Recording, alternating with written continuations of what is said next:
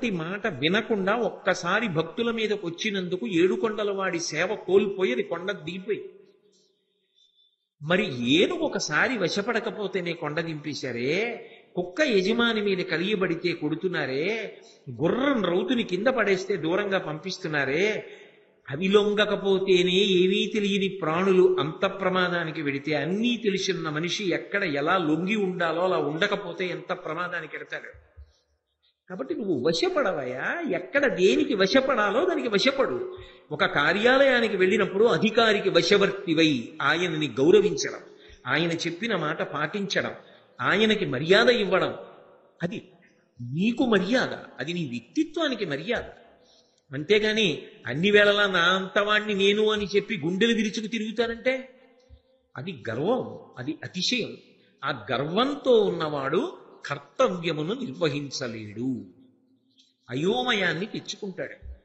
కాబట్టి ఈ విషయాన్ని నువ్వు బాగా దృష్టిలో పెట్టుకుని ధర్మరాజా, నీ దగ్గర పనిచేసేటటువంటి వాళ్ళని పరిశీలించినప్పుడు ఈ కోణంలో పరిశీలించడం అలవాటు చేసుకో ప్రభువుగా. ఎక్కడ ఎప్పుడు ఎలా ఉండాలో అలా ఉంటున్నాడా, ఇది గీటురాయి. అంతేకాని ఎంత పని వస్తే మాత్రం అయిందానికి కాంతానికి తిరగబడతానంటే ఏమిటి ఉపయోగం? దానివల్ల ఉపయోగం ఉండదు కదా. చాలా కష్టం కూడా భరించడం. వినయంతో ఉన్నవాడిని భరించడం తేలిక. భీష్ముడు రాజధర్మాల్ని ఉటంకిస్తున్నాడు. అంపశయ్య మీద పడుకుని మాట్లాడుతూ, అవలేపంబున కర్తవ్య వివేకము లేక వలసినట్టుల యవ్వండవినీతి చేయు ధరణీధవుడు విడువబలయు తనకతడు గురుడైనన్. రాజ్య పరిపాలన చేసేటటువంటి ప్రభువు ప్రజా సంక్షేమం కోసం దృష్టిలో పెట్టుకోవలసినటువంటి ప్రధానమైనటువంటి ధర్మములను వరుస క్రమంలో వివరణ చేస్తూ వేరొక ప్రధానమైన విశేషాన్ని వివరణ చేస్తున్నాడు. కానీ మీరు గమనించవలసిన విషయం ఏమిటంటే, ఒక భావాన్ని వ్యక్తం చెయ్యాలి అంటే భాష మీద ప్రభుత్వం ఉండాలి. భాష మీద ప్రభుత్వం ఉన్నంతసేపే భావము పటుతరమైనటువంటి రీతిలో వ్యక్తము చేయడం సాధ్యమవుతుంది. ఈ రెండూ ఉన్నంత మాత్రం చేత సరిపోదు. శరీరము కూడా దానికి అనువుగా ఉండాలి, ఏ ఇబ్బంది లేకుండా ఉండాలి. అన్నిటికన్నా ఇక తన అవతార పరిసమాప్తి చేసేస్తున్నాను, కేవలం సూర్యుడు ఉత్తరాయణ పుణ్యకాలంలో ప్రవేశే పర్యంతము మాత్రమే శరీరమునందుంటానని పూర్తిగా తెలిసిన్నటువంటి భీష్ముడు తన యందున్నటువంటి సమస్త శాస్త్ర పరిజ్ఞానాన్ని ధర్మరాజును అడ్డుపెట్టి లోకమునకు అందించడం కన్నా తన జీవితానికి పరమ ప్రయోజనం ఇంకొకటి ఉండదనేటటువంటి సదుద్దేశ్యంతో చెప్తున్నటువంటి రాజధర్మములు. ఆ కోణంలో పరిశీలనం చేసినప్పుడు భీష్ముని యొక్క త్యాగనిరతి అర్థమవుతుంది. అందుకే లోకంలో అన్నిటికన్నా గొప్ప ఉపకారం ఏది అంటే, అవతల వారి యొక్క మనస్సు మారి అవతల వారు కూడా సక్రమమైన రీతిలో ప్రవర్తించేటట్లుగా మాట్లాడగలిగినటువంటి ప్రజ్ఞ. అయితే అభూత కల్పనలతో మాట్లాడకూడదు, దానికి శాస్త్రము ప్రాతిపదిక అయి ఉండాలి. రెండు, లోకంలో అసలు చెడు లేనివాడెవరు ఉంటాడు? అంతో ఇంతో చెడు ప్రతివారి యందు ఉంటుంది. ఆ చెడు వదిలిపెట్టుకోగలిగినటువంటి ప్రజ్ఞ మళ్ళీ అవతల వారి ఎందే పైకి లేస్తుంది. అది యువతల వారి గొప్ప కాదు, అంటే నిగూఢంగా వారిలో ఉంది ఆ ప్రజ్ఞ. నేను ఈ తప్పు చెయ్యకూడదు అన్న భావన ఉంటుంది, కానీ అది పట్టుతరము కావాలి, అది బలవత్తరము కావాలి. అది బలవత్తరము కానంతసేపు బలహీనత బలంగా ఉంటుంది. బలహీనత కన్నా ఉత్తమ భావన యందు బలము పెరిగిన నాడు అది బలహీనతను త్రోసి రాజని సంస్కారవంతమైనటువంటి భావములు మనసులో పొటమరించి అది చక్కటి అధ్యవసాయముతో కూడుకున్నటువంటి నడవడికి కారణభూతమవుతుంది. అది ఆ మాట ద్వారా మాత్రమే సాధ్యమవుతుంది. అందుకే ఆర్షధర్మంలో అత్యంత ప్రధానమైన విషయం ఏది అంటే ఉపదేశమే. ఆ ఉపదేశానికి కూడా స్థాయి కలిగినటువంటి వ్యక్తులు చెయ్యాలి. భీష్ముడు లాంటి వ్యక్తులు చేసినటువంటి ఉపదేశములు ఏవి ఉంటాయో వాటిని మనం చదువుకున్నా చాలు, వాటిని మనం విన్నా చాలు. అలా వినగలిగితే వాసనాబలాలు ఏవి మనని పట్టుకోకూడనివి పట్టుకుని ఉన్నాయో వాటి చేత మన జీవితము పాడవుతోందో అవి పోయేటట్టుగా చేయగలుగుతాయి. అది ఆ భావమును ప్రచోదన చేయగలిగినటువంటి శక్తి, ఉత్తమమైనటువంటి సంస్కారమును అందించగలిగినటువంటి శక్తి ఆ భీష్మాచార్యుల వారికి ప్రబోధములకు ఉన్నది. కాబట్టే శ్రీకృష్ణ పరమాత్మంతటి వాడు భీష్మ, నువ్వు చెప్పేటటువంటి మాటలు వేదతుల్యములవుతాయి అని చెప్పి అనడానికి కారణమైంది. మీరు చూడండి, ఒక కర్రలో నీరు కూడా ఉంటుంది, కానీ మీరు పైకి చూసినప్పుడు నీరు కనపడదు. మా చిన్నతనంలో ఏదో వేడి నీళ్లు కాచుకుంటూ ఉండేవాళ్ళం పొయ్యిలో. ఆ పొయ్యిలో వేడి నీళ్లు కాస్తున్నప్పుడు కట్టె కాలుతుంటే క్రమక్రమంగా నీరు వెనక్కి వెనక్కి వెనక్కి వెనక్కి వచ్చేస్తుంది. కట్టె కాలిపోవడానికి దగ్గర పడిపోతుంది, కొరకాన్స్ అంటారు. చివరికి వచ్చేటప్పటికి ఎంతే ఉంటుంది. అది చివరకు వచ్చేటప్పటికి ఇంకా నీరు ఎంత వెనక్కని వెడుతుంది, ఇక వెళ్ళడానికి అవకాశం లేదు. అందుకని అది ఏం చేస్తుందంటే బాగా వెనక్కి వచ్చేసి కట్టె చివరి భాగంలోకి వచ్చేసి ఆ నీరు బుడగల బుడగలుగా పైకి వచ్చేస్తుంది. వచ్చేసి అది ఉడికిపోయి గాలిలో ఆవిరైపోతుంది. ఉత్తమమైనటువంటి ప్రబోధాల్ని చదవగా చదవగా, ఉత్తమమైన ప్రబోధాలు వినగా వినగా మనలో ఉండేటటువంటి దుర్వాసనలు కూడా కట్టెలోంచి ఎలా నీరు క్రమక్రమంగా వెనక్కి వెళ్ళిపోతుందో అలా వెనక్కి వెళ్ళిపోయి ఆవిరైపోతుంది. మీరు సమాజమునందు ఒక పోకడ చాలా జాగ్రత్తగా పట్టుకోవాలి. బాగా దుష్టమైన సంస్కారములతో ఉన్న వ్యక్తి బాగుపడడం మొదలుపెట్టినా బాగుపడినా ఇక ఆయన పాడవడు. బాగా ఉత్తముడైనటువంటి వ్యక్తి, బాగా సంస్కారవంతుడైన వ్యక్తి, బాగా చదువుకున్న వ్యక్తి పాడైపోవడం మొదలుపెట్టారనుకోండి, దాన్ని ఆపడం చాలా కష్టం. ఎందుకని అంటారేమో, ఏమి తెలియక పాడైపోతున్నవాడు వినవలసిన విషయాన్ని వింటే బాగుపడతాడు. అన్నీ తెలుసున్నవాడు పాడైపోతున్నాడు అనుకోండి, ఎవరు వెళ్ళి చెప్పి ఆపగలరు? ఆయనకి తెలియని విషయాలా? మీరు ఎలా ప్రబోధం చేస్తారు, ఎలా జ్ఞాపకం చేస్తారు, ఎలా మళ్ళీ ఆయన్ని సక్రమమైన మార్గంలోకి తీసుకొస్తారు? అందుకే ప్రబోధము చేత తేలిక ఏ విషయంలో అంటే, నిజానికి మనసు దుష్టమై ఉన్నటువంటి వారు ఎవరుంటారో వారు చాలా తేలికగా మారతారు. శాంతిపర్వం లాంటి విషయాలు, భీష్ముడు చెప్పినటువంటి విషయాలు విని కొద్దిగా అటు ఇటుగా ఉన్నటువంటి మనస్సులలో కూడా మంచి భావనలు ప్రచోదన పొందుతాయి. ఇంకా మంచి భావనలు ఉన్నవాళ్ళు మంచి ఉత్తమమైనటువంటి సంస్కారాన్ని పొందుతారు, మిట్లు ఎక్కగలుగుతారు ఆ సోపానాల్ని. అందుకే శాంతి పర్వానికి మహాభారతంలో అంత ప్రఖ్యాతి వచ్చింది. కాబట్టి భీష్ముడు ఒక ప్రభువుకు ఉండవలసినటువంటి విశేషాన్ని చెప్తున్నాడు. ఆ చెప్పేటప్పుడు అక్షరాలు ఎంత పొందికగా వాడాడంటే, దాన్ని నిజంగా భారతంలో అందించినప్పుడు కూడా ఎంత పటుతరమైనటువంటి శైలిలో అందించారు అంటే, దానికి ఉపమానము చెప్పాలి అంటే ఒక్కటే ఉపమానం ఉంటుంది లోకంలో. అత్యంత పొదుపరి సమర్థురాలు అయినటువంటి భార్య ఆ నెలలో ఏ కారణం చేతనో జీతం తక్కువ వచ్చిన భర్త, ఈ నెల ఇంతే జీతం వచ్చింది, ఏ ఆదాయ పన్ను ఎక్కువ తీసేశారు, ఇంతే వచ్చింది జీతం మనకి అన్నా కూడా చక్కగా సరిపెట్టి పొదుపరి అయి ఉన్న వాటితోటే అందంగా వండి తక్కువ డబ్బులే ఈ నెల వచ్చినా ఇంత సంతోషంగా మనం జీవితం గడపగలిగామా అన్నట్టుగా కుటుంబాన్ని నిర్వహించగలిగినటువంటి పొదుపరి అయినటువంటి ఇల్లాలి సమర్థత ఎలా ఉంటుందో, మహాకోల యొక్క సమర్థత తక్కువ అక్షరములు వాడుతూ చిన్న చిన్న పద్యములలో అనంత గంభీరమైనటువంటి సారాన్ని పొదుగుతారు, అంత భావాన్ని పొదుగుతారు. అందుకే ఆ పద్యములకు నెగళ్ళు అని పేరు. నెగడు అని ఉంటుంది. నెగడు అంటే పెద్ద మంట మండుతోంది అనుకోండి, అంత మంట మండుతున్నప్పుడు మీరు వెళ్ళి ఓ కర్రో ఇనప ఊచో పెట్టి దాన్ని పొడిచారనుకోండి, ఎన్ని మాటలు పొడిచారో అన్ని మాటలు నిప్పు రవ్వలు పైకి రేగుతాయి.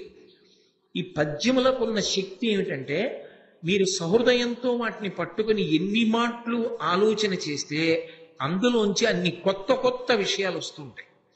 ప్రతి పదము అంత సారవంతమై ఉంటుంది. ఇంకా మీరు ఆ పదానికి ప్రత్యామ్నాయాన్ని వేయలేరు. ఈ పదాన్ని తీసేసి ఈ పదం వేస్తే పద్యానికి సొబగు పెరుగుతుందా అంటే, మీరు ఒక అక్షరాన్ని మార్చినా సరే ఆ సొబగు తరిగిపోతుందేమో కానీ ఆ సొబగు పెరగదు. ఎందుచేత అంటే అది పరమేశ్వర కటాక్షంగా వచ్చినటువంటి కవిత్వం. భీష్ముడు చెప్పిన మాటల్ని అందించగలగాలి అంటే ఈశ్వరుని యొక్క అనుగ్రహం లేకుండా పద్యరచన అలా ఎలా చెయ్యగలరు? అందుకే అవలేపంబున కర్తవ్య వివేకము లేక వలసినట్టుల యవ్వండవినీతి చేయు ధరణీధవుడు విడువబలయు తనకతడు గురుడైనన్. అవలేపంబున కర్తవ్య వివేకము లేక. ఈ కర్తవ్యమనేటటువంటి మాట ఉందే, ఇది బహు గంభీరమైనటువంటి మాట. అసలు నిజానికి ఆర్ష సంస్కృతిలో ఈ కర్తవ్యము అనేటటువంటి మాటయే ప్రాణమై నిలబడి ఉంటుంది. ఈ కర్తవ్యం అన్న మాటని మీరు బాధ్యత అన్న మాటతోటి ప్రత్యామ్నాయంగా తీసుకొచ్చే ప్రయత్నం చేస్తే అసలు దాని అందం రాదు సరికదా. అసలు మనిషి జీవితము సొబగులే పాడైపోతాయి. కర్తవ్యం చాలా గొప్పది, బాధ్యత అర్థం లేని విషయం. అసలు ఆ మాట వాడడం అంత సమంజసంగా ఉంటుందా అనిపిస్తుంది. ఎందుచేత అంటే కర్తవ్యం మనిషిని ఉద్ధరిస్తుంది, బాధ్యత మనిషిని కుంగ తీసేస్తుంది. మీరు దీనికి బాధ్యుడు అని ఉండదు, మీరు దీనికి కర్త, ఇది మీ కర్తవ్యం అన్న మాట ఉంటుంది. ఎందుకు అలా తేడా ఉంటుందో నేను మీకు ఒక విషయం చెప్తాను చూడండి. ఎప్పుడైనా సరే మీరు ఆర్షవాంగ్మయాన్ని పరిశీలించండి, ఇది మీ బాధ్యత అని వాడరు, అసలు కర్తవ్యం అంటారు. రామాయణం చూడండి, రాముడిని విశ్వామిత్రుడు నిద్రలేపుతున్నాడు. కౌసల్యా సుప్రజా రామ పూర్వా సంధ్యా ప్రవర్తతే ఉత్తిష్ఠ నరశార్దూల కర్తవ్యం దైవమాన్నికం. కురు కర్తవ్యం అంటారు.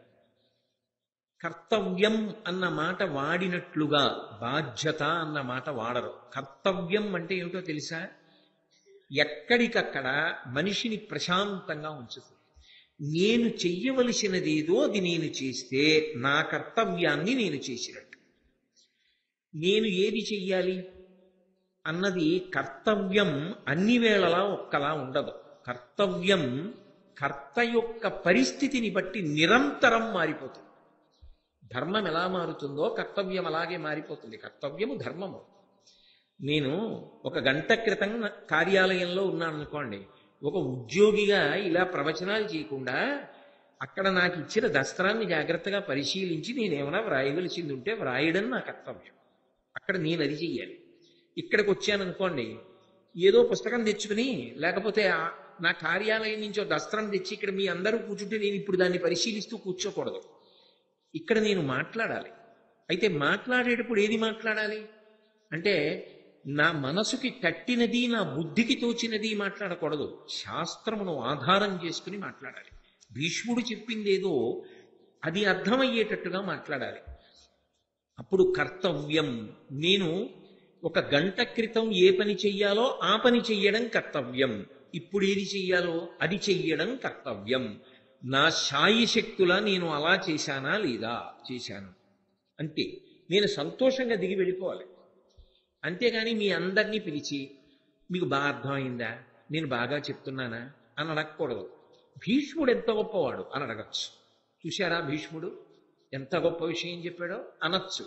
అంతేగాని 10 మాటలు నేను చెప్పింది మీకు నచ్చిందా, నేను చెప్పింది మీకు నచ్చిందా అని అడిగాను అనుకోండి, మీలో ఎవరైనా ఒకళ్ళు మీరు చెప్పింది మాకు నచ్చలేదు అన్నారనుకోండి, నేను బెంగ పెట్టేసుకోకూడదు. రాత్రి నిద్ర మానేసి ఆయనకి నచ్చలేదు నేను చెప్పింది అని బెంగ పెట్టుకోకూడదు. ఎందుకని అంటే నా కర్తవ్యం నేను చేస్తున్నానా? నేనేం చెప్పాలి? భీష్ముడు చెప్పింది చెప్పాలి.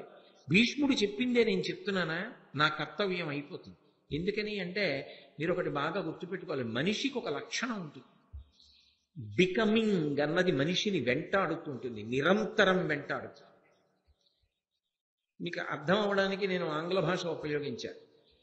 మారుతూ ఉంటాడు, అస్తమానం మారతాడు మనిషి. ఎలా మారతాడంటారేమో, నేను ఇంట్లో ఉన్నాను అనుకోండి, నా భార్యతో మాట్లాడుతున్నప్పుడు నేను ఒక భర్తగా ప్రవర్తిస్తాను. నా కొడుకు వచ్చాడు అనుకోండి, తండ్రిగా మాట్లాడతాను. నా అల్లుడితో మాట్లాడతాను అనుకోండి, ఒక మామగారిగా మాట్లాడతాను. ఓ స్నేహితుడితో మాట్లాడానుకోండి, స్నేహితుడిగా మాట్లాడతాను. నేను ఒక స్థానంలో కూర్చున్నాను అనుకోండి, ఒక స్థాయి అధికారిగా ప్రవర్తిస్తాను. నేను నాకన్నా పై అధికారి దగ్గరికి వెళ్ళాను అనుకోండి, నమస్కారం పెట్టి వినయంగా ప్రవర్తిస్తాను. నిరంతరం మారుతున్నానా లేదా? నేను ఇక్కడికి వచ్చాను అనుకోండి, మీ అందరికన్నా ఎత్తు మీద కూర్చుని శాస్త్రాన్ని ప్రమాణం చేసుకుని మాట్లాడతాను. నేను మారుతున్నాను అంటే లోపల నేను ఎవరి ముందు నించున్నానో దానిని బట్టి నా యొక్క స్థాయి లోపల నేనిది అన్న భావన ఒకటి ఏర్పడుతూ ఉంటుంది. నా నా భార్య ముందు నించినప్పుడు నేను భర్తని అన్న భావన ఏర్పడుతుంది. నేనే పూజా మందిరంలోకి వెళ్ళాను అనుకోండి, నేను పరమేశ్వరుని మ్రోల నిలబడిన భక్తుణ్ణి అన్న భావన ఏర్పడుతుంది. గుళ్ళోకి వచ్చాననుకోండి, 10 మందితో పాటు నేను ఒక సామాన్యమైన భక్తుణ్ణి, ఒక భావన ఏర్పడుతుంది. మీలో వచ్చి కూర్చున్నాను అనుకోండి, ఇంతమందిలో నేను ఒక శ్రోతని.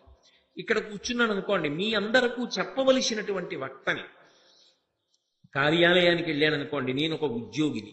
సమాజంలోకి వెళ్ళాననుకోండి, నేను ఒక పౌరుణ్ణి. ఈ ఒక్క నేను ఇన్ని మార్పులు చెందుతూ ఉంటుంది. ఇది మార్పు చెందినప్పుడప్పుడు ఏది చెయ్యాలో అది చెయ్యడం కర్తవ్యం. అది నువ్వు చేశావా అంతే, అక్కడతో నీ పని అయిపోయింది. ఆ పని వలన అవతలవాడు ఏం చేశాడు నీకు సంబంధం లేదు. అలా పెట్టుకుంటే బాధ్యత. అప్పుడు కుంగిపోతాం. అదేమిటండి మీరు అన్నమాట మాకు అంత అర్థం కావట్లేదు, అయోమయంగా ఉంది అంటారేమో. నేను మీకు ఒక ఉదాహరణ చెప్తాను. మా అబ్బాయి సక్రమంగా ఉండాలి, వాడు చక్క కర్తవ్యతానిష్ట కలిగిన పౌరుడు కావాలి అని చెప్పి నేను వాడిని చదివించి వాడికి ఉత్తమ సంస్కారం ఇచ్చి, నా నడవడి వలన వాడు ఎన్నడూ కూడా చెడు ప్రమాణం నేర్చుకోవడానికి వీలు లేని రీతిలో నేను ప్రవర్తించి వాడిని వృద్ధిలోకి తెచ్చే ప్రయత్నం చేశాను. ఇప్పుడు నా కర్తవ్యం అయిపోయింది. నేను వాడిని చదివించాను, వృద్ధిలోకి తీసుకొచ్చాను, ఎప్పుడూ మంచి మాటలు చెప్పాను, ఎప్పుడూ మంచిగానే ప్రవర్తించాను, మంచి పుస్తకాలు ఇచ్చాను. నా కర్తవ్యం పూర్తయింది. వాడు అలా లేకుండా తప్పు త్రోవలోకి వెళ్ళాడు అనుకోండి. బెంగ పెట్టుకోవడం తప్పు కాదు, ఒక కొడుకు మీద బెంగ లేకుండా ఎలా ఉంటుంది? కానీ వాణ్ణి పైకి తేవడం నేను వినా ఇంకొకడికి లేదు, అది నాదే బాధ్యత అనుకున్నాను అనుకోండి, నేను మునిగిపోతాను. వాడు పైకి తేలకపోగా నేను మునిగిపోతాను. నా అదృష్టం నా కొడుకు అటువంటి వాడు కాడు, కానీ ఉదాహరణకి చెప్తాను. ఎప్పుడైనా అంటే మీరు అవతలవాడికి 4 తరాలకి సరిపడే డబ్బు నేను సంపాదించాలి. నాకు, నా కొడుక్కి, నా మనవడికి, నా ముని మనవడికి 8 మేడలు, 32 స్థలాలు, 1,00,000 ఎకరాలు అన్నీ నేనే సంపాదించాలి. వాళ్ళందరూ సుఖపడిపోవాలి, నేను మునిగిపోతాను. శరీరం వదిలిన తర్వాత ఈ పాపకర్మలంతటినీ తగిలించుకుని వెళ్ళాలి. నేను కర్తవ్యం. నేను ఎప్పటి వరకు ఏ చెప్పులు వేసుకోవాలో ఆ చెప్పులు వేసుకున్నంత కాలం ఆ కర్తవ్యం. అవి విడిచిపెడుతున్నానా లేదా? అందుకే పట్టు విడుపు అని ఉంటుంది శాస్త్రంలో. ఏది ఎంతకాలం పట్టుకోవాలో అంతకాలం పట్టుకోవాలి, ఏది ఇప్పుడు విడిచిపెట్టాలో అప్పుడు విడిచిపెట్టేయాలి. చెప్పులు చూడండి, కొంతవరకు వేసుకుంటాం, ఆ తర్వాత చెప్పులు వదిలేస్తాం. నేను చెప్పులు వేసుకునే ప్రవచనానికి వచ్చి ఉండవచ్చు, నేను వేసుకురాను, కానీ వేసుకురావచ్చు. ఒకవేళ వేసుకొచ్చినా కారులో వదిలిపెట్టి దిగి వచ్చేస్తాను, అంతేగాని చెప్పులు వేసుకుని గుళ్ళోకి రానుగా, అవి అక్కడ వదిలిపెడుతున్నాను. జీవితంలో కూడా అంతే, కర్తవ్యం మారిపోతుంటుంది. నేను ఒకప్పుడు నా కొడుకు పుట్టాలని కోరుకున్నాను, వాడు పుట్టాడు. నేను వాడికి బాలసారి చేశాను, నామకరణం చేశాను, వాడికి ఉపనయనం చేశాను, వాడికి స్నాతకం చేశాను, వాడిని చదివించాను, వాడికి పెళ్లి చేశాను. ఇప్పుడు వాడికి కొడుకు పుట్టాడు అనుకోండి, ఆ చెప్పులు నేను ఇప్పేస్తాను, ఆ చెప్పులు వాడేసుకుంటాడు. అప్పుడు వాడు పీటల మీద కూర్చుని బాలసారి చేస్తాడు. ఆ తర్వాత వాడి కొడుక్కి ఉపనయనం చేస్తాడు. ఆ తర్వాత వాడి కొడుక్కి పెళ్లి చేస్తాడు. ఆ తర్వాత వాడా చెప్పులు ఇప్పేస్తాడు, నా మనవలు వేసుకుంటాడు. ఆ చెప్పులు ఇప్పకుండా అదే పెట్టి కూర్చున్నాను అనుకోండి, అయ్యి బాబోయ్, ఇప్పుడు కొడుకుని నేనే ఉద్ధరించాలి, నా మనవణ్ణి నేనే ఉద్ధరించాలి, వీళ్ళందరికీ నేనే అని ఎన్నాళ్ళు తాళం చెవులు పట్టుకుని డబ్బు పెంచడం గురించి ఆలోచించాను అనుకోండి, చివరికి నేను మునిగిపోతాను. ఎందుకని అంటే ఏమవుతుందంటే, ఆగుతుందా? కాలం ఆగుతుందా?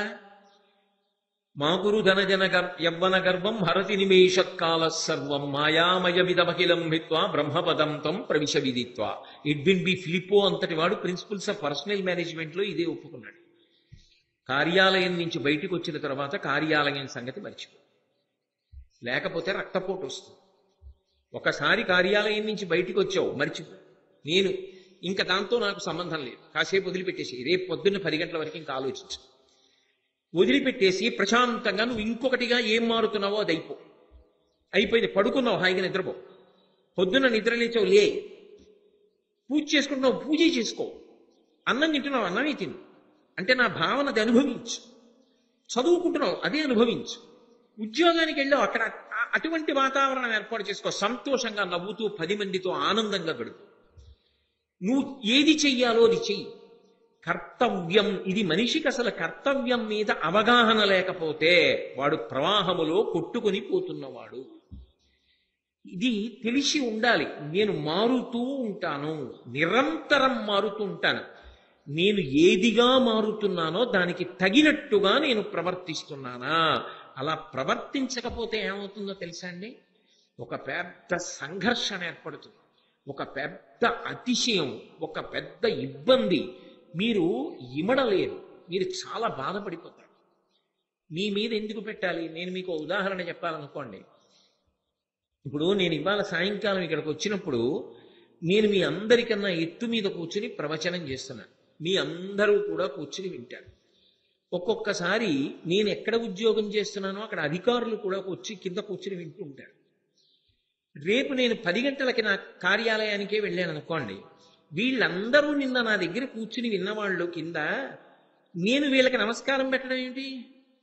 వీళ్ళందరూ నాకు కదా నమస్కారం పెడతారు అని నేను అహంకారానికి పోయాను అనుకోండి, అప్పుడు ఏమవుతుందో తెలుసా? ఆయన దగ్గర ఉన్న సమస్య ఇదే. ఆయన ఏం చెప్తాడో అది ఆయన పాటించలేడు అని వదిలిపెట్టేస్తాడు నన్ను. కానీ నాకు నేనే బరువు అయిపోతాను. నేనప్పుడు సంతోషంగా కలవలేను అందరితో. నేనిక్కడ ప్రవచనం చేసినంతసేపు శాస్త్రాన్ని ప్రమాణం చేసుకుని మాట్లాడాలి. వేదిక దిగిపోయాను అనుకోండి, పరమ సంతోషంగా నాకు తెలిసిన వాళ్ళు కనపడినప్పుడు సంతోషంగా పలకరించాలి, మాట్లాడాలి. నేను రేపు కార్యాలయానికి వెళ్ళాను అనుకోండి, నేనెవరు? అక్కడ నేను ఒక ఉద్యోగిని, నా సాటి ఉద్యోగులందరితో కలిపి ఓ కుటుంబం. అక్కడ సంతోషంగా నవ్వుతూ కలిసిపోవాలి. సాయంకాలం మెట్లు దిగిపోయాను అనుకోండి, అంతే. తర్వాతి కర్తవ్యం గురించి ఆలోచించాలి. ఇక్కడికి వచ్చాను అనుకోండి, ఇక్కడ కర్తవ్యం గురించి ఆలోచించాలి. అప్పుడు ఏమవుతుందంటే ఘర్షణ ఉండదు, నీకు నువ్వు ప్రశాంతంగా ఉంటావు. లేకపోతే ఏమవుతుందంటే మనిషిలో ముందు బయలుదేరేది అంటే గర్వం బయలుదేరుతుంది. దాని మీద ఒక అవగాహన లేదనుకోండి, ఈ గర్వం అనేటటువంటి నీడ ఏం చేస్తుందంటే అది వదలదు, మనిషిని వెంబడిస్తుంది. అది వెంబడిస్తే ఏమవుతుందో తెలుసా? తానిది అన్న విషయాన్ని మరిచిపోతాడు. ఇంటికొచ్చి భర్తగా ఉండడు, ఇంకా అధికారిగానే ఉంటాడు. అలాగే కొడుకు దగ్గరికి వెళ్ళాడు అనుకోండి, తండ్రిలా ఉండలేడు, అధికారిలా ప్రవర్తించాడు అనుకోండి, ఆ కొడుకు చికాకేస్తాడు, ఆ భార్యకి చికాకేస్తాడు. ఏమిటి ఇంట్లో కూడా ఏమిటో అధికారిలా ప్రవర్తిస్తాడు ఆయన, భర్తలా ఉండకుండా అనుకుంటూ. ఆ గర్వం అనేటటువంటిది ఎందువల్ల వస్తుంది అంటే, మీరు ఏ రంగంలో లబ్ధప్రతిష్ఠులై చాలా గౌరవాన్ని పొందుతారో సాధారణంగా దానితో వ్యక్తిత్వం అంటకాగిపోతుంది. ఇందులో రకరకాలు ఉంటాయి. ఒకడు బాగా డబ్బున్నవాడు అనుకోండి, నేను డబ్బున్నవాడిని అంటకాగుతాడు, అహంకారానికి కారణం. బాగా చదువుకున్నాడు అనుకోండి, నేను బాగా చదువుకున్నవాడిని అంటకాగుతాడు. కాస్త పొడుగ్గా ఉన్నాడు అనుకోండి, నేను బాగా పొడుగైన వాడిని అంటకాగుతాడు. ఆయన మంచి అధికారి అనుకోండి, నేను అధికారిని అంటకాగుతాడు. ఆయన మంచి గాయకుడు అనుకోండి, నేను ఇంత గాయకుణ్ణి అంటకాగుతాడు. అప్పుడు ఏమవుతుందో తెలుసా? ఆయన ఎక్కడికి వెళ్ళినా ఈ గర్వాన్ని తనతో తీసుకెళ్తాడు. తీసుకెళ్ళినప్పుడు ఏమవుతుందంటే అర్థం సందర్భం లేకుండా ప్రతి చోట తానే గొప్ప అనుకుంటాడు. మీకు ఎందుకు చెప్తున్నానంటే ఈ మాట, వైద్యుడు చాలా నాకు బాగా తెలిసినవాడు, మిత్రుడైన, ఆయన్ని కలుద్దామని నేను వైద్యశాలకు వెళ్ళాను. లేదు పోని వాళ్ళ ఇంటికే వెళ్ళా. నేను ఆయన ఎంతో ఆప్యాయంగా ఉంటాం. ఏమంటే రండి కోటేశ్వరారు, ఏడు ఇన్నాళ్ళకి ఖాళీ అయింది, రండి రండి అన్నారు. లోపలికి వెళ్తున్నాడు. ఇంతలో ఎవరో వచ్చి, డాక్టర్ గారు ప్రాణం మీదకి వచ్చేసింది, మీరు మా ఆయన ప్రాణాలు కాపాడాలని కాళ్ళ మీద పడిపోయింది ఎవరో కాడ, వస్తున్నానమ్మా. ఆయన గబగబా ఆయన వెళ్ళిపోయాడు. ఇప్పుడు నేను ఇంత గొప్ప స్నేహితుడిని, ఇన్నాళ్లకు వచ్చాను, నన్ను కాదని అలా పోతాడా? ఎవరో వచ్చి అడిగితే నాతో మాట్లాడద్దు అనుకున్నాను అనుకోండి, నేను ఆయనకి స్నేహితుణ్ణి, నేను ఆయనకి ఆత్మీయుణ్ణి అన్న అనుబంధం, ఆ భావన నాలో ఉండిపోయేది గర్వానికి కారణమై అక్కడ పరిస్థితిని అర్థం చేసుకోకుండా చేసేసింది. కర్తవ్యం పోయింది. అక్కడ నాకన్నా గొప్పవాడు ఎవరంటే రోగి. రోగి వైద్యశాలలో గొప్పవాడు. రోగి వైద్యశాల యందు అందరికన్నా ప్రథమమైనటువంటి అవకాశాన్ని పొందాలి అక్కడ. అంతేగాని రోగికి కాకుండా ఏదో ఫలానా పేరు పెట్టి అక్కడ ఆ అవకాశాలు ఎందుకు ఇస్తారు? ఒక దేవాలయానికి వెళ్ళారనుకోండి, ఒక దేవాలయంలో ఎవరికి పెద్దపీట వేయాలి? ధర్మాత్ముడికి పెద్దపీట వేయాలి, భక్తుడికి పెద్దపీట వేయాలి. అంతేకాని నేనిది ఎన్నాళ్ళు అంట కాగుతావు ఇవన్నీ పెట్టుకుని, ఎన్నాళ్ళు అంట కాగి ప్రతిదానికి దేవాలయాల్లో కూడా విఐపి అని పేరెట్టుకు తిరుగుతావు. దేవాలయంలోకి వెళ్ళినప్పుడు ఎలా విఐపి? నీకన్నా విఐపి ఈశ్వరుడు, భక్తుడు విఐపి. ఈశ్వరుడి దగ్గర ఎవరు విఐపి అంటే భక్తుడు విఐపి, ధర్మాత్ముడు విఐపి. అంతేకాని నువ్వెలా విఐపి అవుతావు? ఆయన ఇచ్చినటువంటి ఒక రేణువు వలన నువ్వు ఒక స్థానాన్ని పొందావు. ఆ అట్ట తగిలించుకు తిరుగుతావా ప్రతి చోట? అదేమన్నా మూర్ఛబిళ్ళ? కాబట్టి ఆ గర్వంతో ప్రవర్తించడం అలవాటైతే కర్తవ్యాన్ని వదిలిపెట్టేస్తాడు. కాబట్టి అవినీతి ప్రబలుతుంది. ఇప్పుడు బాగా పట్టుకున్నారో లేదు? ఎక్కడికి వెళ్ళాడో అక్కడ ఆ విషయాన్ని గమనించగలిగాడు అనుకోండి, అది ఉండదు. దేవాలయానికి వచ్చాడు, నేను ఎందరో పెద్దల్ని చూశా. దేవాలయాలకు వచ్చి నిజంగా కూడా వాళ్ళు ఎంతో సమున్నత స్థానాల్లో ఉన్నవాళ్ళైనా సరే, దేవాలయంలోనూ పరమేశ్వరుడి ముందు అందరం ఒక్కటే అని పరమ సామాన్యుల్లా వచ్చి అందరితో పాటు దర్శనం చేసుకుని వెళ్ళిపోయేటటువంటి పెద్దల్ని నేను ఎందరినో చూశా. వాళ్లే దేవాలయాలు కట్టిన వాళ్ళు కూడా అలా సామాన్యులతో కలిసి వచ్చి దర్శనం చేసి వెళ్తున్న వాళ్ళని నేను చూశా. ఇప్పటికీ చూస్తున్నా. ఉన్నారు సమాజంలో అటువంటి పెద్దలు. ఏదో చిన్న పదవిలో ఉన్నంత మాత్రం చేత నాకన్నా గొప్పవాడు లేడని ఇలా కారు దిగేటప్పటికి అందరూ ఆగిపోవాలి, నేను వెళ్ళాలనుకున్న వాళ్ళని చూస్తున్నాం. అంటే ఒకడు అంట కాగాడు నేనిది అన్న భావనతో, ఒకడు ఎక్కడికి వెళ్ళాడో అక్కడ అదిగా ఒదిగిపోయాడు. అలా ఒదగలేకపోతే ఏమవుతుందంటే అవినీతి ప్రబలుతుంది. ఆ గర్వము అందుకొస్తుంది సుమా. గర్వము రావడానికి కారణం అక్కడ ఉంటుంది. నేను ఏదిగా గౌరవింపబడతానో అది అక్కడ ఉన్నప్పుడే, అది ఆ స్థానం వదిలిన తర్వాత ఇంకా మళ్ళీ అది జ్ఞాపకం తెచ్చుకుని నేను అలా ఇక్కడ కూడా గౌరవింపబడాలని కోరుకోకూడదు. అక్కడ నువ్వు ఎలా ఉండాలో అలా ఉండగలిగితేనే దాని అందం. అలా లేకపోతే అక్కర్లేనటువంటి వ్యక్తిలో వ్యక్తిత్వపు ఘర్షణ ఏర్పడి దాని వలన అక్కర్లేని అయోమయావస్థ ఏర్పడి అదే అవినీతికి దారితీస్తుంది. నేను ఒక చోట పని చేస్తున్నప్పుడు నేను ఇక్కడ ఎందుకున్నాను అన్నది మర్చిపోయాను అనుకోండి, నేను ఆ స్థానాన్ని అడ్డుపెట్టి ఏమైనా చెయ్యొచ్చు, ఎంతైనా సంపాదించవచ్చు.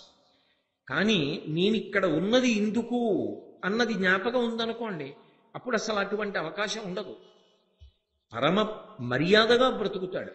భీష్ముడు అంటున్నాడు, నీ దగ్గర పనిచేసేటటువంటి వాడికి కర్తవ్యం గురించి తెలియకుండా కర్తవ్యాన్ని మరిచిపోయి గర్వాన్ని తన వ్యక్తిత్వాన్ని కలుపుకుని పనిచేసి అయోమయం సృష్టించేవాడు ఉంటే వాడు గురుస్థానంలో ఉన్నవాడైనా పెద్దవాళ్ళైనా సరే, గురువు అంటే మంత్రోపదేశం చేసిన గురువు గారని కాదు దాని అర్థం.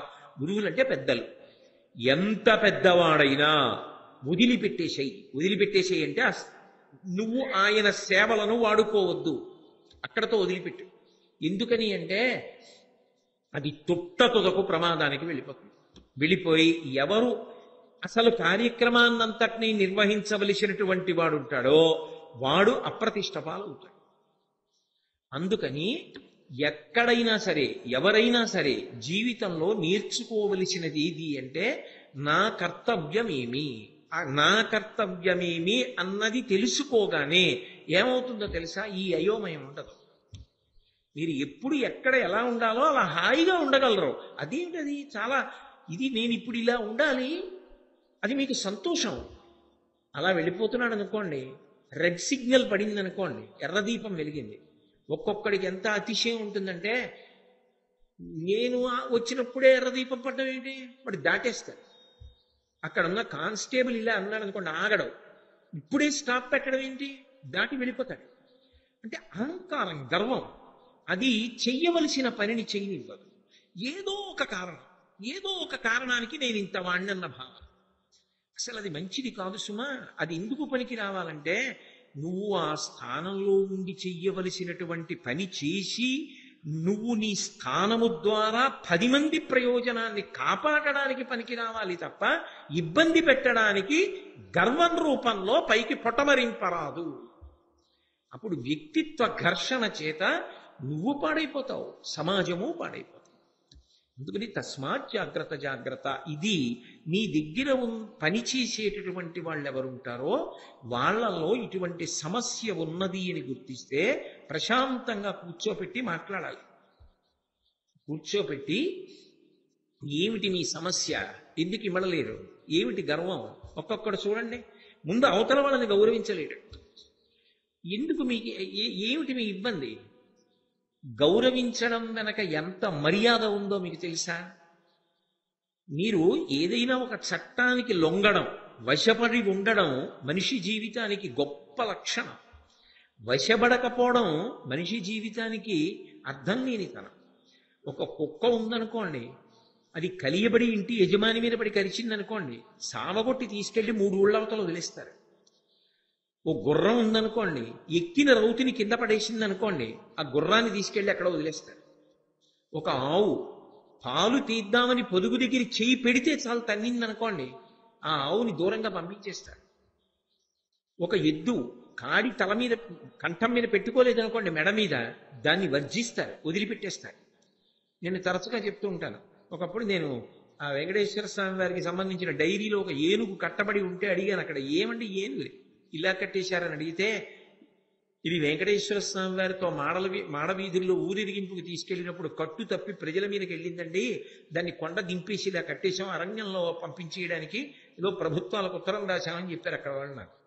అంటే మామటి మాట వినకుండా ఒక్కసారి భక్తుల మీదకి వచ్చినందుకు ఏడుకొండల వాడి సేవ కోల్పోయి అది కొండ దిగిపోయి. మరి ఏనుగు ఒకసారి వశపడకపోతేనే కొండ దింపేశారే, కుక్క యజమాని మీద కలియబడితే కొడుతున్నారే, గుర్రం రౌతుని కింద పడేస్తే దూరంగా పంపిస్తున్నారే, అవి లొంగకపోతేనే ఏమీ తెలియని ప్రాణులు అంత ప్రమాదానికి వెడితే అన్నీ తెలిసిన మనిషి ఎక్కడ ఎలా లొంగి ఉండాలో అలా ఉండకపోతే ఎంత ప్రమాదానికి ఎడతాడు. కాబట్టి నువ్వు వశపడవయా, ఎక్కడ దేనికి వశపడాలో దానికి వశపడు. ఒక కార్యాలయానికి వెళ్ళినప్పుడు అధికారికి వశవర్తివై ఆయనని గౌరవించడం, ఆయన చెప్పిన మాట పాటించడం, ఆయనకి మర్యాద ఇవ్వడం, అది నీకు మర్యాద, అది నీ వ్యక్తిత్వానికి మర్యాద. అంతేగాని అన్ని వేళలా నా అంతవాణ్ణి నేను అని చెప్పి గుండెలు విరుచుకు తిరుగుతానంటే అది గర్వం, అది అతిశయం. ఆ గర్వంతో ఉన్నవాడు కర్తవ్యమును నిర్వహించలేడు, అయోమయాన్ని తెచ్చుకుంటాడు.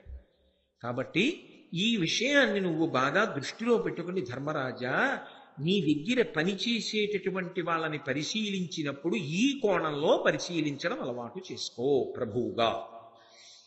ఎక్కడ ఎప్పుడు ఎలా ఉండాలో అలా ఉంటున్నాడా, ఇది గీటురాయి. అంతేకాని ఎంత పని వస్తే మాత్రం అయిందానికి కాంతానికి తిరగబడతానంటే ఏమిటి ఉపయోగం? దానివల్ల ఉపయోగం ఉండదు కదా. చాలా కష్టం కూడా భరించడం. వినయంతో ఉన్నవాడిని భరించడం తేలిక.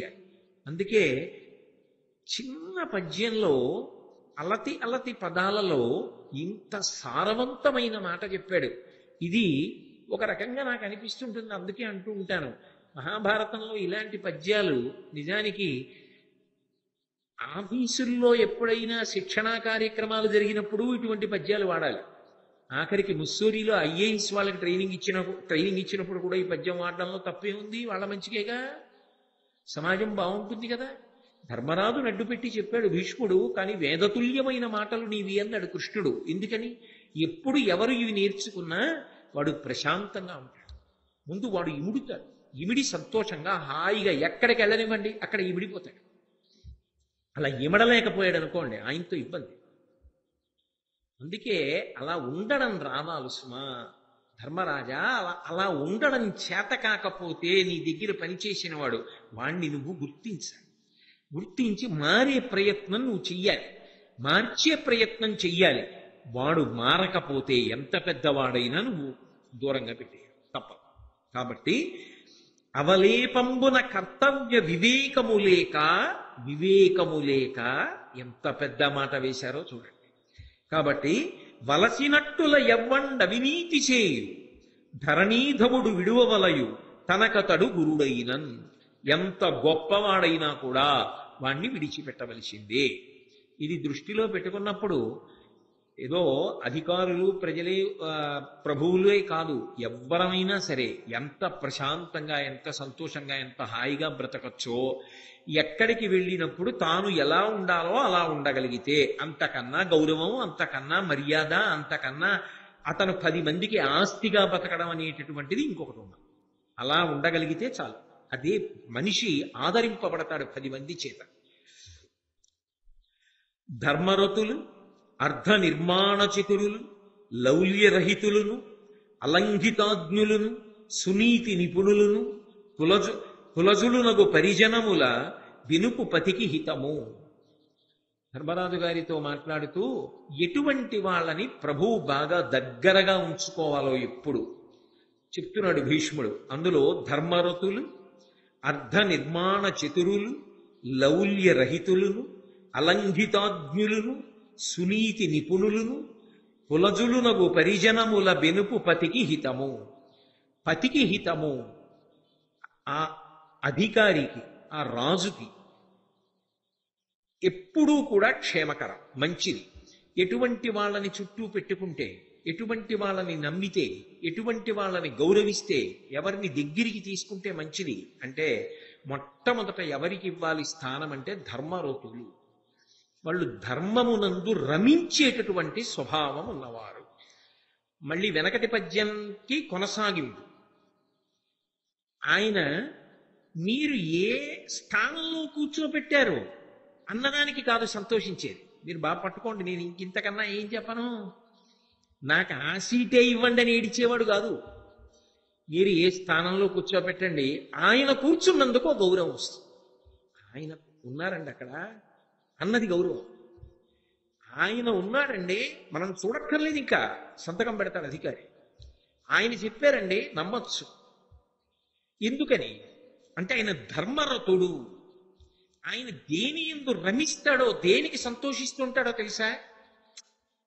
అక్కడ కూర్చున్నవాడు అంతొచ్చింది, ఇక్కడ కూర్చుని నాకు ఏమొచ్చిందని ఏడిచేవాడు కాదు. ఇక్కడ కూర్చుని నేను చేయవలసింది చేశానా లేదా ఆయన సంతోషపడు. కర్తవ్యత నిష్ట కలిగినవాడు. ఇక్కడ నేను ఏం చెయ్యాలో అది చేశానా లేదా అంతే. దుర్గాబాయి దేశ్ముఖ్ గారిని ఒకప్పుడు కాంగ్రెస్ పార్టీ వాళ్ళకి పెద్ద ఎగ్జిబిషన్ పెడితే దానికి వాలంటీర్గా వేశారు. ఆ వాలంటీర్గా వేసినప్పుడు స్టేట్ కాంగ్రెస్ ప్రెసిడెంట్ ఆవిడ దగ్గరికి వెళ్ళి, అమ్మ ఎవరొచ్చినా కూడా టికెట్ ఉందో లేదో చూసి దాన్ని ఇలా కన్నం పెట్టి లోపలికి పంపించు. అలాగేనని ఆవిడ అక్కడి నుంచి ఉన్నారు. అప్పుడు ప్రధానమంత్రి జవహర్లాల్ నెహ్రూ గారు ఎగ్జిబిషన్ చూడడానికి లోపలికి వస్తున్నారు. ఆవిడ ఆపి టికెట్ ఏదని అడిగారు. ఆయన తెల్లబోయి వెనక్కి చూశారు. ఆయనతో వస్తున్నాం కదా అని ఎవరూ తేలేదు. ఆవిడంది వెళ్ళి టికెట్ పట్టుకుందండి. గబగబా ఎవరో పరిగెత్తుకొచ్చారు. ఆయన ప్రధానమంత్రి నెహ్రూ గారని. నాకు తెలుసు, నమస్కారం. టిక్కెట్ అందరూ అనుకున్నారు చాలా అవమానం చేసింది ఈవిడ, అనవసరంగా ఇక్కడ పెట్టాను. ఆయన నెహ్రూ గారు, అమ్మాయి 2 చేతులు పట్టుకుని చిన్న పిల్లని, నీలాంటి వాళ్ళ మా దేశానికి కావాలి అని ఈ పిల్లని ఏమార్చి నన్ను లోపలికి తీసుకెళ్ళకండి, వెళ్ళి టికెట్లు పట్టుకొచ్చి ఆ అమ్మాయికి ఇచ్చి నన్ను లోపలికి తీసుకెళ్ళండి. అటువంటి పిల్లల్ని ప్రోత్సహించాలన్నాడు. కర్తవ్యత నిష్ట. ఎక్కడ కూర్చోపెడితే, ఎక్కడ నిలబడితే అక్కడ పని నువ్వు చేసి సంతోషపడిపోగలవా? నీ ధర్మం నువ్వు చేసి సంతోషపడిపోగలవా? నేను ఏది చెయ్యాలో అది నేను చేశానా లేదా? కర్తవ్యం దైవమాన్వికం. తాను చెప్పవలసింది చెప్పాడు, అవతల వాడది పట్టుకుని బాగుపడ్డా బాగుపడలేదా? అస్తమానం నేను మీ ఇంటికి వచ్చేసి ఏమండి భీష్ముడి నీతి పాటిస్తున్నారా, వింటున్నారా, నేనేం చెప్పానో మీకు గుర్తుందా అని మిమ్మల్ని తినకూడదు. నీ చెప్పవలసింది చెప్పానా లేదా? కర్తవ్యం నా వైపు నుంచి ఉంటుంది. నీ చెప్పవలసింది చెప్పానా? ఒకవేళ అర్థం కాలేదేమో అని అనుమానం వచ్చిందనుకోండి, ఇంకో ఉదాహరణ చెప్పాలి. అంతేగాని మీరు పాటించారా లేదా అని మిమ్మల్ని నేను తినకూడదు. ఎందుకు పాటించరు? తప్పకుండా పాటిస్తారు. ఓ మంచి మాట విన్న తర్వాత ఎందుకు మార్పు రాదు? ఖచ్చితంగా పాటిస్తారని నమ్మాలి. అంతేగాని అవతల వాళ్ళు పాటించారని నువ్వు అపనమ్మకంతో మాట్లాడాలి. కాబట్టి ధర్మరతులు, ఎవరిని ఎక్కడ నువ్వు కూర్చోపెట్టినా ఇది ప్రభువు యొక్క ఆజ్ఞ, నేనిక్కడ కూర్చుని ఏది చెయ్యాలో అది నేను చేస్తున్నానా అని అది చేసి సంతోషపడిపోయేవాడు ఎవరుంటాడో అటువంటి వాడిని దగ్గరికి పెట్టుకో. ఎందుకంటే ఇంకా ఆయనకి దాని వలన ఇంకొక ప్రయోజనం ఏం అక్కర్లేదు. నన్ను ఇక్కడ ఈ స్థానంలో కూర్చోబెట్టారు, ఆ స్థానంలో నేను అది చేస్తున్నానా లేదా అంతే, ఆయన సంతోషపడిపోతాడు. అంతే తప్ప ఇంతకన్నా స్థానం గొప్పది, ఇక్కడ సంతకం అక్కడ సంతకం ఒకటే అయినా ఇక్కడ సంతకం పెట్టడం కన్నా అక్కడ కూర్చుని సంతకం పెడితే మంచిది, నన్ను అక్కడ ఎప్పుడేస్తారు అని ఏడబడాయి. ఆయన్ని ఎక్కడ పెట్టండి, అక్కడ ఆయన కూర్చున్నందుకు గౌరవం, ఓ మర్యాద రావాలి. ఎందువల్ల వస్తుంది? ధర్మరతుడు, ఆయన ధర్మమునందు రమిస్తూ ఉంటాడు. ఇనప ఊచ కాలిపోతోందనుకోండి, వేడెక్కిపోయి చెదపురుగు పడుతుందా, చీమ పాకుతుందా దాని మీద? ఆయన ధర్మరతుడు, అక్కడ ఇంకోలా ఉండే అవకాశం ఉంటుందా? ఆయన కింద ఎన్ని విషయాలు చూడబడుతూ ఉంటాయో ఆ విషయములలో ఎక్కడైనా అవినీతి ఉంటుందని మీరు ఊహ చేయగలరా? ఉండదు. అప్పుడు ఎంత సంతోషంగా ఉంటుంది ఆ పైవాడికి, ప్రభువు రాజు ఎంత సంతోషంగా ఉంటాడు, క్షేమకరంగా ఉంటుంది సమాజం. అందుకే అందరికన్నా పెద్ద పీట ఎవరికేస్తావో తెలుసా? ధర్మరుతులైన వాళ్ళు ఎవరుంటారో వాడిని దగ్గర పెట్టుకో. వాడు ఇతర కారణములు దేనికి సంతోషపడేవాడు కాడు, తాను చెయ్యవలసినది చేస్తున్నాడా లేదా అంతే ఆయన సంతోషం. అటువంటి వాణ్ణి దగ్గర పెట్టుకో. అర్ధ నిర్మాణ చతురులు, ఇది చాలా పెద్ద మాటలండి, ఇవన్నీ చాలా పెద్ద పెద్ద మాటలు. భీష్ముడు అప్పశయ్య మీద పడుకుని మాట్లాడితే తేలిక మాటలు, చచ్చు మాటలు ఆయన ఎందుకు మాట్లాడతాడు? అర్ధ నిర్మాణ చతురులు అంటే గొప్ప ఐశ్వర్యాన్ని ప్రభుత్వానికి తేగలిగిన వాళ్ళు.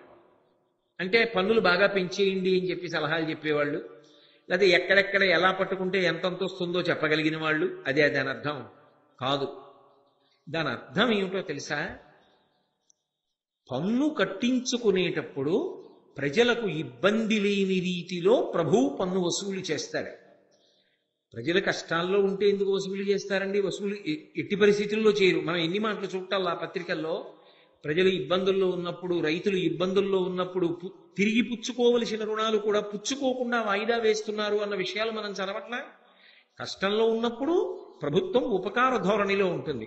మరి అర్ధ నిర్మాణ చతురులు అన్న మాటకు అర్థం ఏమిటి అంటే, ప్రభుత్వం వైపు నుంచి మాట్లాడే వాళ్ళు ఎవరుంటారో వాళ్ళు ప్రజలందరికీ కూడా ఎప్పుడూ ఒక భరోసాని కల్పిస్తుంటారు. ఏమిటా భరోసా అంటే, నువ్వు కట్టిన పన్ను నీ అభ్యున్నతికి కారణమవుతోంది అన్నది ప్రజలకు అందుతుండాలి సందేశం. మీరు కడుతున్న పన్ను మీరేదో నిష్కారణంగా కడుతున్నారన్న భావన పెట్టుకోవద్దు. మీరు ఏ పన్ను కడుతున్నారో దాని వలన మీరు గొప్ప పుణ్యాన్ని పొందుతున్నారు, మీరు కట్టిన పన్ను వల్ల మీరు వృద్ధిలోకి వస్తున్నారు అన్న భావన ప్రభుత్వం వైపు నుంచి ప్రజలకు అందుతూ ఉండాలి. అలా అందించగలిగిన ప్రజ్ఞ కలిగిన వాడై ఉండాలి. లేకపోతే ఏమవుతుందో తెలుసా? అన్నిటికన్నా బరువుగా అనిపించేది ఏమిటంటే పన్ను కట్టడమే. ఎందుకు ఇంత పన్ను కట్టడం, దీన్ని ఎగ్గట్టడానికి ఎన్ని మార్గాలు ఉంటాయని ఆలోచిస్తాడు. అలా ఆలోచించకుండా ఉండాలంటే ప్రజలు దీని వలన ఎన్ని మంచి పనులు జరుగుతున్నాయో చెప్పగలిగిన ప్రజ్ఞ ఉండాలి. ఏమయ్యా, నువ్వు పన్ను కడుతున్నావు, నువ్వు కట్టిన పన్నుతోటే రహదారి వేస్తున్నారు, నువ్వు కట్టిన పన్నుతోనే గ్రంథాలయం పెడుతున్నారు, నువ్వు కట్టిన పన్నుతోటే వైద్యశాల నడుపుతున్నారు, చచ్చిపోవలసిన వాళ్ళు బ్రతుకుతున్నారు, నువ్వు కట్టిన పన్నుతోటే ఇంతమంది రక్షక భటులు ఉన్నారు, వాళ్ళందరూ నేరాలు జరగకుండా చూస్తున్నారు, నువ్వు కట్టిన పన్ను ఈ దేశ గౌరవాన్ని నిలబెడుతోంది, సైనికులకి జీతాలు ఇస్తున్నారు, ఇంతమంది సిబ్బందికి జీతాలు ఇస్తున్నారు, ఇంత పురోభివృద్ధికి కారణమవుతోంది. ఇంటికి ఒక పువ్వు అయితే ఈశ్వరుడికి ఒక మాల. పన్ను కట్టడం జీవితంలో గర్వకారణం. నేను పన్ను కడుతున్నాను అని చెప్పుకుని నువ్వు గర్వపడాలి తప్ప పన్ను ఎగ్గొట్టాను అని చెప్పుకోవడం సిగ్గుచేటు. దేశ నిర్మాణంలో పాల్గొనడం అంటే పన్ను కట్టడమే. నువ్వు కడుతున్న పన్ను ద్వారా ఎన్ని మంచి పనులు జరుగుతున్నాయో తెలుసా అన్నది అవగాహన కలగాలి అంటే, యథార్థమునకి ఏం జరగాలి అంటే, ప్రభుత్వము ప్రజలని ఆదుకోవడానికి ఎన్ని రకములైనటువంటి ప్రణాళికల నిర్మాణం చేసిందో వాటిని ప్రజలలోకి వెళ్ళేటట్టుగా చెప్పగలిగిన సమర్థత కలిగిన వాళ్ళు ఉండాలి ప్రభువు దగ్గర. అది లేదనుకోండి, ఆయన ఎన్ని చేస్తున్నా అసలు అందదు, అవి ఉన్నాయని కూడా తెలియదు. నేను సందర్భం వచ్చింది కాబట్టి మీతో ఒక మాట చెప్తున్నాను. పంచాయతీరాజ్లో సన్యాసిరావు గారిని ఒక ఆయన పనిచేశాడు. ఆ మధ్య ఎప్పుడు ఆయన నా దగ్గరికి వచ్చారు. నేను పుస్తకం రాశానండి అన్నారు. అంటే నేను అనుకున్నాను ఏదో రామాయణం మీదో భారతం మీదో ఏదో పుస్తకం రాసి ఉంటారనుకున్నాను అని కూర్చోన్నాను. ఇంతే పుస్తకం. ఏమిటండి పుస్తకం ఇలా తిప్పబోయాను. ఆయన అన్నారు, ఇది నా సామాజిక కర్తవ్యంగా వ్రాశానండి, ఇది మీకు తెచ్చిచ్చానని ఇందులో ఏదో కాళహస్తీశ్వర శతకంలో పద్యాల గురించో వాటి గురించో ఉన్నదని అనుకోకండి. నా స్వానుభవంలో నేను ఒకటి తెలుసుకున్నానండి. ఇంచుమించుగా కొన్ని లక్షల కోట్లు కేంద్ర రాష్ట్ర ప్రభుత్వాలు కలిపి ఖర్చు పెడుతుంటాయి. కొన్ని వందల పథకాలు ఉన్నాయండి. ప్రతి వ్యక్తి కష్టంలో ఉన్నవాణ్ణి ఆదుకునేటటువంటి పథకములు ఎన్నో ఉన్నాయి. కానీ అసలు ఆ పథకములు ఉన్నాయన్న విషయం కూడా ప్రజలలో చాలా మందికి తెలియదు. అందుకే నేను ఏం చేశానంటే, సామాన్యుడైన వాడి దగ్గర నుంచి రైతు వరకు, తాటి చెట్టు ఎక్కేవాడి దగ్గర నుంచి అందరికీ ఎప్పుడెప్పుడు ప్రభుత్వం ఎవరికి ఎన్ని రకాలైనటువంటి అవకాశాలు కల్పించిందో, దానికి ఏమి ఇవ్వాలో, అది నింపడానికి దరఖాస్తు ఎక్కడిస్తారో, ఎవరు అది మంజూరు చేస్తారో ఒక పట్టిక కింద వేసాడే. ఇలా ఆయన వేసే పుస్తకం నాకు ఇచ్చి వెళ్ళిపోతుంటే నేను అన్నాను, దీని వలన ఎవరికైనా ప్రయోజనం కలిగిందా అన్నాను. అంటే ఎంతమందో ఇది చూసి మేము ఇలా పొందొచ్చా అని చెప్పి పొందుతున్నారండి. ఇన్ని పథకాలు ఉన్నాయా? ఇన్ని పథకాల ద్వారా మనం ప్రభుత్వ సహాయం పొందొచ్చా? మనకి ఈ విషయమే తెలియదు అని స్వచ్ఛంద సంస్థలు ముందుకొచ్చి పుస్తకాన్ని పునర్ముద్రణ చేసి అందిస్తున్నాయండి అందరికీ. నేను మీకు ఒకసారి చూపించి సంతోషిద్దామని వచ్చాను. నాకు ఏ సమ్మానం అక్కర్లేదండి. నేను 10 మందిలో ఒకడిగా రాష్ట్ర ప్రభుత్వంలో పనిచేసిన వాడిగా ప్రజల మేలు కోసం ఇది తయారు చేశానండి అని ఇచ్చారు. ఇప్పటికీ నా దగ్గర ఉంది ఆ పుస్తకం. ఆ పుస్తకం ఇలా తిప్పితే ఆ పుస్తకం ఒక్కటి ఉందనుకోండి, ఎంత పేదవాడు కూడా తను ఎప్పుడు ఏ సౌకర్యం పొందొచ్చో ఆయన ప్రతి పథకం గురించి కూడా తయారు చేశాడు. కేంద్ర రాష్ట్ర ప్రభుత్వాల ద్వారా ఏం పొందొచ్చో అందులో ఉంది. అది అందనప్పుడు ప్రజలకి అసలు ఇది ఉంది అన్న విషయం అందలేదనుకోండి, అందనప్పుడు 2 ప్రమాదాలు జరుగుతాయి. ఒకటి, అది అందవలసిన వాడికి అందదు, ఎందుకంటే వాడికి తెలియదు అది ఉందని. 2, ప్రభుత్వం ఇన్ని మంచి పనులు చేస్తోంది మనం కట్టిన పన్నులతో అన్న విషయం అందకపోవడం వల్ల పన్ను కట్టేవాడికి సంతోషం ఉంటుంది. పన్ను కట్టినవాడు కట్టిన వాడికో ప్రయోజనం ఉండాలని కోరుకుంటాడు. నేను ఇంత పన్ను కొడుతున్నా, ఏం ప్రయోజనం అని అడుగుతాడు. నువ్వు కట్టిన దాని వల్ల ఇంత ప్రయోజనం జరుగుతోంది, నీకే కాదు నీ చుట్టూ ఉన్న వాళ్ళకి ఇంతమందికి జరుగుతోంది అని అర్థం కావాలి అంటే ప్రభుత్వం వైపు జరుగుతున్న మంచి పనులు ఏమున్నాయో అవి నిరంతరం ప్రజలకు అందుతూ ఉండాలి, బాగా కింది వరకు వెడుతూ ఉండాలి. మహానుభావుడు సన్యాసిరావు అని ఒక పంచాయతీరాజులో గుమాస్తా చేసిన వ్యక్తి ఇది గుర్తించి పుస్తకం రాసి పంచిపెడుతున్నాడు. పంచిపెట్టి ప్రజలలో ఉత్సాహాన్ని కల్పిస్తున్నాడు. ఇది నిజానికి బాగా జరిగితే ప్రజల్లో ఏమవుతుందో ఒక సంతోషం కలుగుతుంది. అంటే మీ వాళ్ళ ఒక ఉదాహరణ వచ్చింది కాబట్టి మీతో మనవి చేస్తున్నా. ఈ మధ్య నేను ఏదో అంగన్వాడీ గురించి ప్రసంగం చేయవలసి వచ్చింది. అసలు అంగన్వాడీ అంటే ఏమిటి అని నాకు అనుమానం వచ్చింది. ఏదో అంగన్వాడీ చూడడానికి వెళ్ళాను. నేను దాని గురించి తెలుసుకునే ప్రయత్నం చేసి నేను ఆశ్చర్యపోయాను. నిజంగా మీరు నమ్మండి, దాని గురించి తెలుసుకున్నప్పుడు నాకు కళ్ళు చెమ్మగిల్లాయి. ఇంత పవిత్రమైన ఉద్దేశ్యమా అని మనం ఏమో అనుకుంటాం. నేను అనుకోవడం ఈ సభలో ఉన్న వాళ్ళల్లో కూడా చాలా మందికి తెలుసని నేను అనుకోవట్లా. అంగన్వాడీ అంటే ఏమిటి అన్న దాని గురించి బాగా తెలిసిన వాళ్ళు ఎంతమందో చెయ్యొద్దండి. అందులో పనిచేసిన వాళ్ళు తప్ప, వాళ్ళ భర్తలు ఇలాంటి వాళ్ళు తప్ప చేతులు ఎత్తండి. తెల్లవారి లేస్తే దినపత్రికల్లో వస్తుంది, కానీ నేను దాని గురించి తెలుసుకుని ఆశ్చర్యపోయాను. కటిక పేదవాళ్ళు ఉంటారు, వాళ్ళు గర్భిణీ అవుతారు. గర్భిణీ అయినప్పుడు అయ్యో మనం ఇంత పోషకాహారం తినాలని కానీ, ఇంత పప్పు తినాలని కానీ, ఏదో వారానికి ఓసారి కోడిగుడ్డు తినాలని కానీ, ఓ పండు తినాలని కానీ, ఈ రక్త పరీక్ష చేయించుకోవాలని కానీ వాళ్ళకి ఏమీ తెలియదు. దానివల్ల రక్తహీనత చేత పురిటిలోనే చాలా మంది తల్లులు మరణిస్తూ ఉంటారు. మరణించి ఆ పసిపిల్లలు మిగిలిపోతారు. ఆ పసిపిల్లలు వాళ్ళు పేదరికంలో ఉన్నవాళ్ళు, ఆ పిల్లల్ని సరిగ్గా పెంచలేక ఇంట్లో ఏడుస్తూ ఉండిపోయి వాళ్ళు అకాల మరణానికి గురైపోతారు. 70 సంవత్సరాల స్వాతంత్ర్యం తర్వాత కూడా పరిస్థితి ఇంత దుర్భరంగా ఉంటే అంతకన్నా అవమానకరమైన విషయం ఇంకోటి ఉంటుందా? దానికి ప్రతి చోట ఒక తల్లి పదవిని సృష్టించారు. 1000 కుటుంబాలకి ఒక తల్లి కింద అంగన్వాడీ కేంద్రాల్లో. ఆమె ఏం చేస్తుందంటే, తనకు తెలుసున్న ఆ 1000 కుటుంబాల్లో ఎవరైనా ఒక పేదరాలు గర్భిణి అయితే ఆమె దగ్గరికి వెళ్ళి కూర్చోపెట్టుకుని ఒక కన్న తల్లిలా, అమ్మా నువ్వు గర్భిణివి, నీకు రక్తం తగ్గిపోకూడదమ్మా, నీకు హిమోగ్లోబిన్ ఎంత ఉండాలి అని రోజు ఆమెకి బియ్యం, ఏదో వారానికి ఇంత కందిపప్పని పప్పు, వారానికి ఇన్ని కోడిగుడ్లని కోడిగుడ్లు, ఆమెకి ప్రసవం అయిన తర్వాత పిల్లకి కావలసిన పాలు, తల్లికి కావలసిన పాలు, ఇంకా అవసరమైతే వాళ్ళని తీసుకెళ్లి వైద్యశాలలో పెద్ద వైద్యుల్ని కలిసి ఆమెకి చేయించవలసిన వైద్య సేవ. ఈ దేశంలో తల్లి మరణించకూడదు బిడ్డల్ని కలిగి. ఆమె ఆరోగ్యం గురించి ఆమెకి తెలియకపోవచ్చు, కానీ ఆమెకి తెలియచెప్పి ఇంటికి బియ్యం పప్పు కూడా పంపించి, కోడిగుడ్లు కూడా పంపించి, కటిక పేదవాళ్ళైన వాళ్ళని కాపాడడానికి ఒక అద్భుతమైనటువంటి పథకం. అసలు అటువంటి పథకం ఉందని కూడా మనకి తెలియదు చాలా మందికి. నేను ఆశ్చర్యపోయాను దాని గురించి చూసి వెళ్ళి ఒక అంగన్వాడీ కేంద్రాన్ని దర్శించి ఆశ్చర్యపోయా. ఆశ్చర్యం ఏంటంటే, ఈ తూర్పుగోదావరి జిల్లా కలెక్టర్ గారి భార్య అంత గొప్ప సేవా కేంద్రం అదని చెప్పి ఆ అంగన్వాడీ కేంద్రాల్లో 50 ఇంటిని ఆదర్శవంతమైన కేంద్రాలుగా తీర్చిదిద్దడానికి అంతర్జాతీయ సంస్థలతో మాట్లాడి ఆవిడ స్వచ్ఛందంగా సేవ చేస్తున్నారు. ఆవిడ మా ఇంటికి వచ్చి మాట్లాడితే నేను తెల్లబోయాను. అది కదా సేవానిరతి అంటే. అంటే మనం కట్టిన పన్నులతో మంచి పనులు జరుగుతూ ఉండవచ్చుగాక, కానీ అసలు ఇవి జరుగుతున్నాయని ఎంతమందికి తెలుసు? నేను ఇవాళ సభలో అడిగా ఎంతమందికి తెలుసు అని. ఒక్క చెయ్యి పైకి లేవలా. అంటే దాని అర్థం ఏమిటి? ఖచ్చితంగా ఎక్కడో అగాధం ఉంది. అసలు మనం కట్టిన పన్నులతో ఏం జరుగుతోందన్నది తెలియదు. ప్రజలకి ఇన్ని మంచి పనులు జరుగుతున్నాయి అన్న విషయం అందట్లేదన్నది పరమసత్యం. ఇది అందవలసిన అవసరం ఉందా లేదా? అది అర్థ నిర్మాణ చతురులా.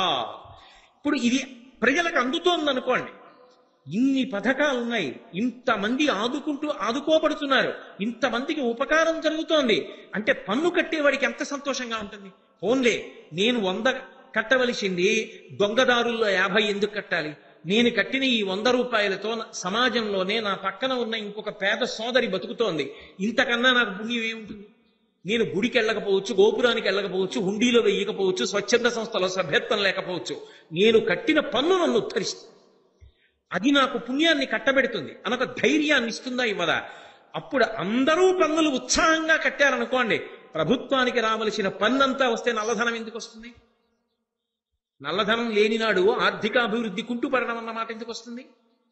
అది అర్థ నిర్మాణ చతురులా. అది భీష్ముడి మాట. చెయ్యడం కాదయా, చేస్తున్నది ప్రజలకెడుతోందా అది చెప్పగలిగిన సమర్థులు నీ దగ్గర ఉన్నారా? చెప్పిస్తున్నావా? నేను ఎవరిని ఉద్దేశించి మాట్లాడాలా ఈ మాటలు? ధర్మరాజుకి భీష్ముడు అంటున్నాడని చెప్తున్నాడు అంతే. కాబట్టి ఇది జరిగితే స్వచ్ఛందంగా ప్రజలు మరింత డబ్బు పన్ను రూపంలో కట్టి ఉన్నవాళ్లు ముందుకొచ్చి ఎక్కడి వాళ్ళక్కడ ఎవరూ పన్ను ఎగ్గొట్టడానికి సిద్ధపడరు. అప్పుడు వృద్ధిలోకి వస్తుందా లేదా? వృద్ధిలోకి వస్తుంది. 2 రూపాయే వచ్చే చోట 1 కోటి రూపాయలు వచ్చేటట్టు చెయ్యగలిగినటువంటి శక్తిని ఎక్కడ ఉందో అది గుర్తించగలిగిన ప్రజ్ఞాశాలి ఉండాలి. వాడు అర్థ నిర్మాణ చతురుడు. మొన్న గోదావరి పుష్కరాలు జరిగితే పుష్కరాల్లో పాలకొల్లు శాసనసభ్యుడు సర్ ఆర్థర్ కాటన్కి పిండ ప్రదానం చేశారు. ఎక్కడ ఆర్థర్ కాటన్? ఎక్కడో విదేశాల నుంచి వచ్చినవాడు. అటువంటి ఆయనకి మొన్న గోదావరి పుష్కరాల్లో పిండ ప్రదానం చేశారు. ఎందుకు చేశారు అంటే, ఒకానొకప్పుడు గోదావరి వరదలు వచ్చాయి. కాకినాడ పట్టణంతో సహా, మీరు సర్ ఆర్థర్ కాటన్ జీవిత చరిత్ర జరిగితే తెల్లబోతారు. చిన్నప్పుడు 11 మంది సంతానం తల్లిదండ్రులకి. ఆయన రోడ్డు మీద నడిచి వెడుతూ అన్నయ్యతో కలిసి వీధుల్లో వెడుతూ వర్షం పడినప్పుడు ఆ వర్షపు నీటిని కాలి బొటనవేలితో ఇలా గీతలు గీసి కాలవలుగా ప్రవహింపజేసేవాట. చిన్నప్పటి నుంచి ఆయనకి ఆ కుతూహలం. అందుకని నీటిపారుదలలో సాంకేతిక పట్టభద్రుడయ్యాడు. ఎందుకో ఆ రోజుల్లో ఈస్ట్ ఇండియా పరిపాలన సమయంలో ఇక్కడికి వచ్చాడు. ఇక్కడికి వచ్చినప్పుడు ఆయన చూశాడు గోదావరి పరివాహక ప్రాంతాన్ని.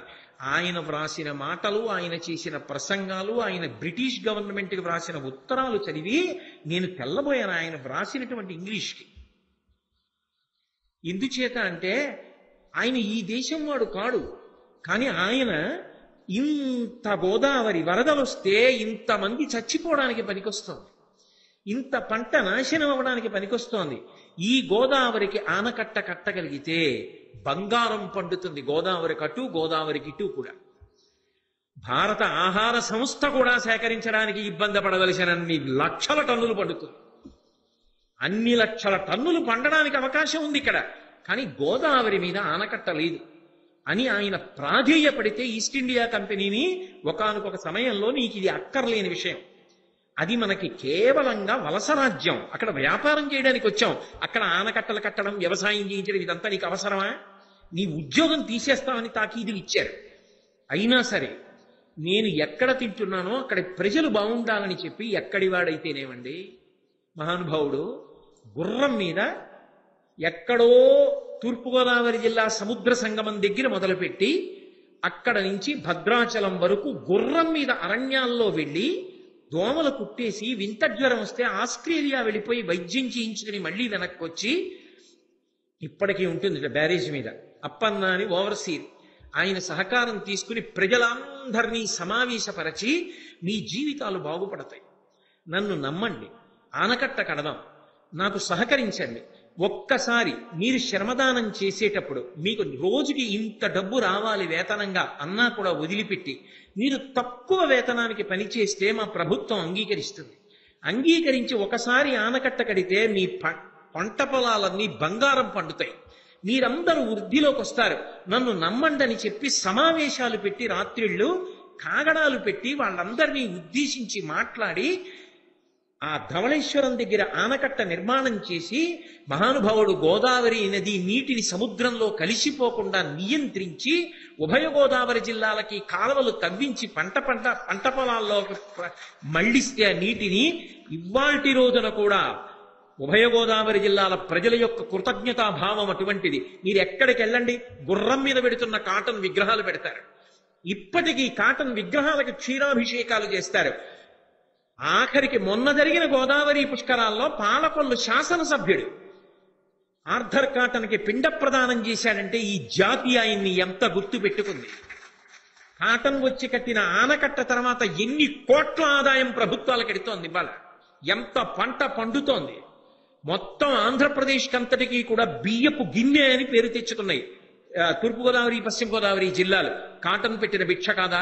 ఆయన ఎవరు, ఏ మతానికి చెందినవాడు, ఏ కులానికి చెందినవాడు, ఏ దేశానికి చెందినవాడు నాకు అనవసరం, ఆయన మహామనీషి అంతే. అందుకే కాటన్ పేరు మీద ఇప్పటికి పిండ ప్రదానం చేస్తున్నాం. ఎక్కడ చూసినా కోనసీమలోనూ అక్కడ గుర్రం మీద పెడుతున్న కాటన్ విగ్రహాలు ఉంటాయి. దార్శనికతతో ఇవాళ ఏదో తాత్కాలిక అవసరాలు తీర్చడం కాదు, దీర్ఘకాలిక ప్రయోజనాన్ని ఆశించి రాబో కాలంలో ప్రజలు దరిద్రంతో మగ్గిపోవలసిన అవసరం లేకుండా వాళ్ళు వృద్ధిలోకి రావడానికి కావలసిన దార్శనికతతో కూడిన ప్రణాళికా నిర్మాణం చేసి ప్రజల్ని వృద్ధిలోకి తీసుకురావడానికి కావలసినటువంటి గొప్ప గొప్ప కట్టడములను నిర్మించి ప్రజల ఆదాయాన్ని వందల నుంచి కోట్లకి పెంచగలిగితే అందులో కొంత ప్రభుత్వానికి పన్నుగా వస్తే అందుకు ప్రభుత్వం కీర్తింపబడుతుంది కదా. కాటన్ బ్రిటిష్ గవర్నమెంట్కి ఉత్తరం రాస్తూ ఒక మాట రాశాడు, it is a shame on the part of a civilised government అని రాశాడు. ఫ్లడ్స్ వచ్చి నీళ్లలో ప్రజలు కొట్టుకుపోతుంటే నేను ఇప్పటికే ఆ వాక్యాలు మర్చిపోను. It is shame on the part of a civilised government అని రాశాడు. ఇంతమంది చచ్చిపోతుంటే ఆనకట్ట కట్టడానికి మీనమీషాలు లెక్క పెడతారా వలస రాజ్యం అని? ఆయన వ్రాసిన భాషకి అనుమతిచ్చింది. మహానుభావుడు ఎక్కడివాడు, ఆయనకి ఏం అవసరం? 150 గజాల స్థలం ఉంది ఆయనకి ఎక్కడైనా తూర్పుగోదావరిలో కానీ పశ్చిమ గోదావరిలో కానీ. ఎక్కడైనా మీరు రాజులు చక్రవర్తులకి మ్యూజియం చూస్తారు. ఇప్పటికీ ధవళేశ్వరంలో సర్ ఆర్థర్ కాటన్ మ్యూజియం ఉంది. ఆయన ఆనకట్ట కట్టినప్పుడు వాడినటువంటి పరికరాలు ఇప్పటికీ మ్యూజియంలో పెట్టారు. ప్రతి వ్యక్తి తన కొడుకుని, తన మనవణ్ణి, తన మనవరాల్ని ఆ మ్యూజియంకి తీసుకెళ్లి చూపించి కాటన్ జీవిత చరిత్ర చెప్పాలి. ఇదిరా ఒక మహానుభావుడు దేశానికి చేసిన సేవ, ఎంత గొప్పగా ఇవాళ వర్ధిల్లాయో చూడని చెప్తే పిల్లల్లో ఆ ఉత్సాహం నిబిడీకృతమవుతుంది. వాళ్ళు అర్ధ నిర్మాణ చతురులవుతారు. దాని వలన దేశం వృద్ధిలోకి వస్తుంది. అది తనకున్నటువంటి విద్యతో, తనకున్నటువంటి నైపుణ్యంతో ప్రజల అభ్యున్నతికి పాటుపడి శాశ్వతమైన కీర్తితో వాళ్ళు కోట్లు కోట్లు కోట్లు తర్వాత సంపాదించుకోవచ్చు. నిన్ను గుర్తు పెట్టుకున్నారా, పెట్టుకోలేదా, ఆయన కోరుకోలే. కాటన్ని గుర్తు పెట్టుకుంటారని కాటన్ కట్టలేదు. కానీ ఆయనకి సహకారం చేసిన ఓవర్సీర్ పేరు ఇప్పటికీ ఉందిట దాని మీద. అంటే ఎంత కష్టపడే ప్రజలు, ఎంత గొప్పగా ఈ దేశాన్ని వృద్ధి చేయడానికి అవకాశం ఉన్నటువంటి దేశం. అటువంటి అర్ధ నిర్మాణ చతురులు ఉండాలి. అది లేనప్పుడు అగాధం ఏర్పడుతుంది. ధర్మరాజా, ప్రభుత్వమునకు ప్రజలకు మధ్య అనుసంధానం ఉండదు. తెలియదు ప్రజలకి. తెలియనప్పుడు పన్ను కట్టడంలో ఉత్సాహం చూపించరు. ప్రభుత్వ ఆస్తి మన ఆస్తి అన్న భావన పెంపొందదు. ఇవి పెంపొందాలంటే అటువైపు నుంచి ఈ భావన కలిగేటట్టుగా చెప్పగలిగిన వాడు కూడా ఉండాలి సుమా. అటువంటి వారిని దగ్గర పెట్టుకో సుమా. అటువంటి ఆలోచన, అటువంటి సునిశ్చిత మేధాశక్తి ఎవరి ఎందున్నదో వారికి పెద్దపీట వేసి దగ్గర పెట్టుకుంటే వృద్ధిలోకి వస్తావు. లేనినాడు వృద్ధిలోకి రాదు. ఎంతకాలం నువ్వు మాట్లాడతావు? ఎంతకాలం రాజన్న తర్వాత పరిపాలనే చూస్తాడా? రాజన్న తర్వాత న్యాయమే చూస్తాడా? రాజన్న తర్వాత ప్రజల సంక్షేమమే చూస్తాడా? రాజన్నవాడు తానే ప్రజలకి చెప్పుకుంటాడా? ఎన్ని చేస్తాడు? పక్కన ఉండాలి ఒకడు. కాబట్టి అర్ధ నిర్మాణ చతురులు. ఇప్పుడు నాకు చెప్పండి, భీష్ముడు మాట్లాడిన ఒక్కొక్క పద్యంలో ఒక్కొక్క మాట ఎంత సారవంతమైన మాట, ఎంత గొప్ప మాట. అది ఎవరో రాజులకి ఏమిటి, అది ఎప్పటికీ అందరూ తెలుసుకుని ఆ మార్గంలో ప్రయాణించిన నాడు, అలా దాన్ని అర్థం చేసుకుని ఆనందించగలిగిన నాడు, తమ కర్తవ్యత నిష్టలో ఉన్న గౌరవం ఏమిటో తెలుసుకున్న నాడు ఆ ఆనందం. అందుకే అవి ఎప్పుడో కాలదోషం పట్టిన పుస్తకాలు కావవి. అవి ఎప్పటికీ అవసరమైనవే. అందుకే అంటాడు వివేకానందుడు, if you strongly believe that they cannot answer your present days question, throw them out of your window mercilessly, but remember they will answer your needs of every time. అంటే నిజంగా ఇవాళ సమకాలీన సమాజానికి సంబంధించిన సమస్యలకి కావలసిన పరిష్కారమును ఆర్షగ్రంథములు చూపించలేవని నువ్వు నమ్మిన నాడు వాటిని నిర్దాక్షిణ్యంగా నీ కిటికీలోంచి విసిరే. కానీ నేను చెప్తున్నా, అవి అటువంటివి కావు. కాలముతో సంబంధం లేకుండా ఎప్పటికీ మనిషిని మహామనీషిగా దిద్దగలిగిన మహాగ్రంథములు సుమా అంటాడు వివేకానంద. కాబట్టి అర్ధ నిర్మాణ చతురులు, లౌల్యరహితులను. దగ్గర ఉండేవాడు ఎటువంటి వాడై ఉండాలి అంటే లౌల్యము లేనివాడై ఉండాలి. సంస్కృతంలో అందం ఉంటుంది. లౌల్య, ఈ లకారం తిరిగితే ఏమిటంటే ఎప్పుడు కూడా ఇంద్రియముల యొక్క సుఖాన్ని కోరుకునేవాడు అని అర్థం. ఒకడిని తీసుకెళ్ళి పదవిలో పెట్టగానే వాడు ఇంకక్కడి నుంచి నేను అక్కడికెడితే నాకు ఎన్ని గొడుగులు పడతారు, ఇక్కడికెడితే నా చుట్టూ ఎంతమంది నించుంటారు, ఇక్కడికెడితే నాకు ఎంత గౌరవం ఇస్తారు, నన్ను చూడగానే ఎంతమంది లేచి నిలబడతారు, ఇదొక్కటే ఆలోచించుకోగలిగిన వాడైతే, ఉన్నన్నాళ్ళు తాను ఎలా సుఖంగా బతికేద్దాం అన్నవాడైతే దాని వలన ప్రజలకి ఉండే ఉపకారము సున్నా. అటువంటి వారిని దగ్గర ఉంచుకోకు సుమా. ఇంతకన్నా నేను దాని గురించి మాట్లాడక్కర్లేదు. కాబట్టి లౌల్యరహితులను, ఇంద్రియముల యొక్క సుఖము చేత ఆనందపడిపోయి కాలం గడిపేసేటటువంటి వాళ్ళు ఈ పదవిలో ఉండడం నేను ఇలా పడిపోవడానికి పనికొస్తుంది అనుకున్నవాడు వద్దు. వాడి వలన ప్రజలకు ఉపకారం ఉంటుందన్న వాడికే తెచ్చి దగ్గర పెట్టుకో. కాబట్టి లౌల్యరహితులను, అది రాజే కాదు, కార్యాలయం కానివ్వండి, ఎక్కడ కానివ్వండి, అది దేశాభివృద్ధికి సూచన అవుతుంది. లౌల్యరహితులను, అలంఘితాజ్ఞులను. ఒక మాట చెప్పారనుకోండి, దాన్ని ఉల్లంఘించకుండా ఉండగలగాలి. అది మొదటి లక్షణం. వినయము అన్న మాటకు అర్థం అక్కడ ఉంటుంది. అన్నిటికన్నా ప్రమాదకరమైన లక్షణం ఏమిటో తెలుసా? ఏ కార్యాలయంలో కానివ్వండి, ప్రభుత్వంలో కానివ్వండి, రాచరికంలో కానివ్వండి, నాకన్నా పైవాడు, నాకన్నా తెలివి తక్కువవాడన్న భావన కలిగిన ఉద్యోగి ఉండడమే ప్రమాదం. నేనన్న మాట బాగా పట్టుకున్నారు. నా పైవాడు నాకన్నా తెలివి తక్కువవాడు అని ఆయన బాగా అనుకుంటున్నాడు అనుకోండి, ఆయనకన్నా ప్రమాదకరమైన వ్యక్తి ఇంకొకడు ఉండడు. ఎందుకని అంటే నాకు తెలిసి ఉన్నన్న ఆయనకేం తెలుసు. అంటే వాడి వల్ల ప్రమాదం. వాడు అస్తమానం ఏం మాట్లాడుతుంటాడంటే అబ్బే ఆయనకి ఏం తెలుసండి. అప్పుడు ఏమవుతుందంటే క్రమక్రమంగా ఆయన అందరిలో చులకనవడం మొదలెట్టాడు. ఆయన మాట ఎవరు విండే. నిజంగా ఆయన పొరపాటు చేస్తున్నాడు అనుకోండి, నువ్వు మేలు కోరేవాడివైతే ఆయన ఒక్కడే ఉన్నప్పుడు వెళ్ళి ఇలా వద్దండి అని చెప్పాలి. నేను అనుభవంతో చెప్తున్నానండి, గతంలో ఇటువంటి సన్నివేశాలు వచ్చాయి, ఇది చెయ్యకండి అని చెప్పాలి. అంతేకాని తప్పకుండా అలా చేద్దాం సార్ అని అక్కడ చెప్పి బయటికి వచ్చి ఆయనకి ఏం తెలుసు ఉలిగిపోయాక తెలుస్తుంది అనకూడదు. అందుకే అత్యంత ప్రమాదం ఏమిటంటే తన పైవాడు తనకన్నా తెలివి తక్కువవాడని అనుకోగలిగిన ఉద్యోగి ఆఫీసులో ఉండడం, లేదా ప్రభుత్వం దగ్గర ఉండడం, లేదా రాజు దగ్గర ఉండడం. అప్పుడు రాజు. ఇప్పుడైతే ఇంతేగా అన్వయం మరి ప్రజాస్వామ్యంలో. అలా ఉండకూడదు సుమా. అలంఘితాజ్ఞులు ఆయన చెప్పారంటే ఆయనకి తెలీదా? నాకన్నా పై స్థానంలో కూర్చున్నవారు ఆయనకి తెలీదా ఏం చెయ్యాలో? ఆయన ఆలోచించి చెప్పుంటారు. ఒకవేళంతా పొరపాటు చేస్తున్నారేమో, ఆయన ఇబ్బంది పడతారేమో అని నీకు అనిపిస్తే నువ్వు ఆ గౌరవంగానే మాట్లాడు, చెప్పి చూడు. ఆజ్ఞని ఉల్లంఘించవద్దు అనగానే నాకు ఒక విషయం తెలిసి మీకు అనుమానం వస్తుంది. ఏమండి అది ఎంత ప్రమాదకరమైనా ఇంకా ఆజ్ఞని ఉల్లంఘించకుండా అలా పాటించేయడమేనా అంటే, ఉల్లంఘించవద్దు అన్న మాటకు అర్థం ఏమిటంటే ఒకవేళ ఉల్లంఘించవలసి వస్తే సమర్థించుకో. మీకు చాలా తేలిగ్గా అర్థమైపోవాలి అంటే ఒక్కొక్కసారి ఆంగ్ల భాష సౌకర్యం అవుతూ ఉంటుంది తప్పనిసరి పరిస్థితులు.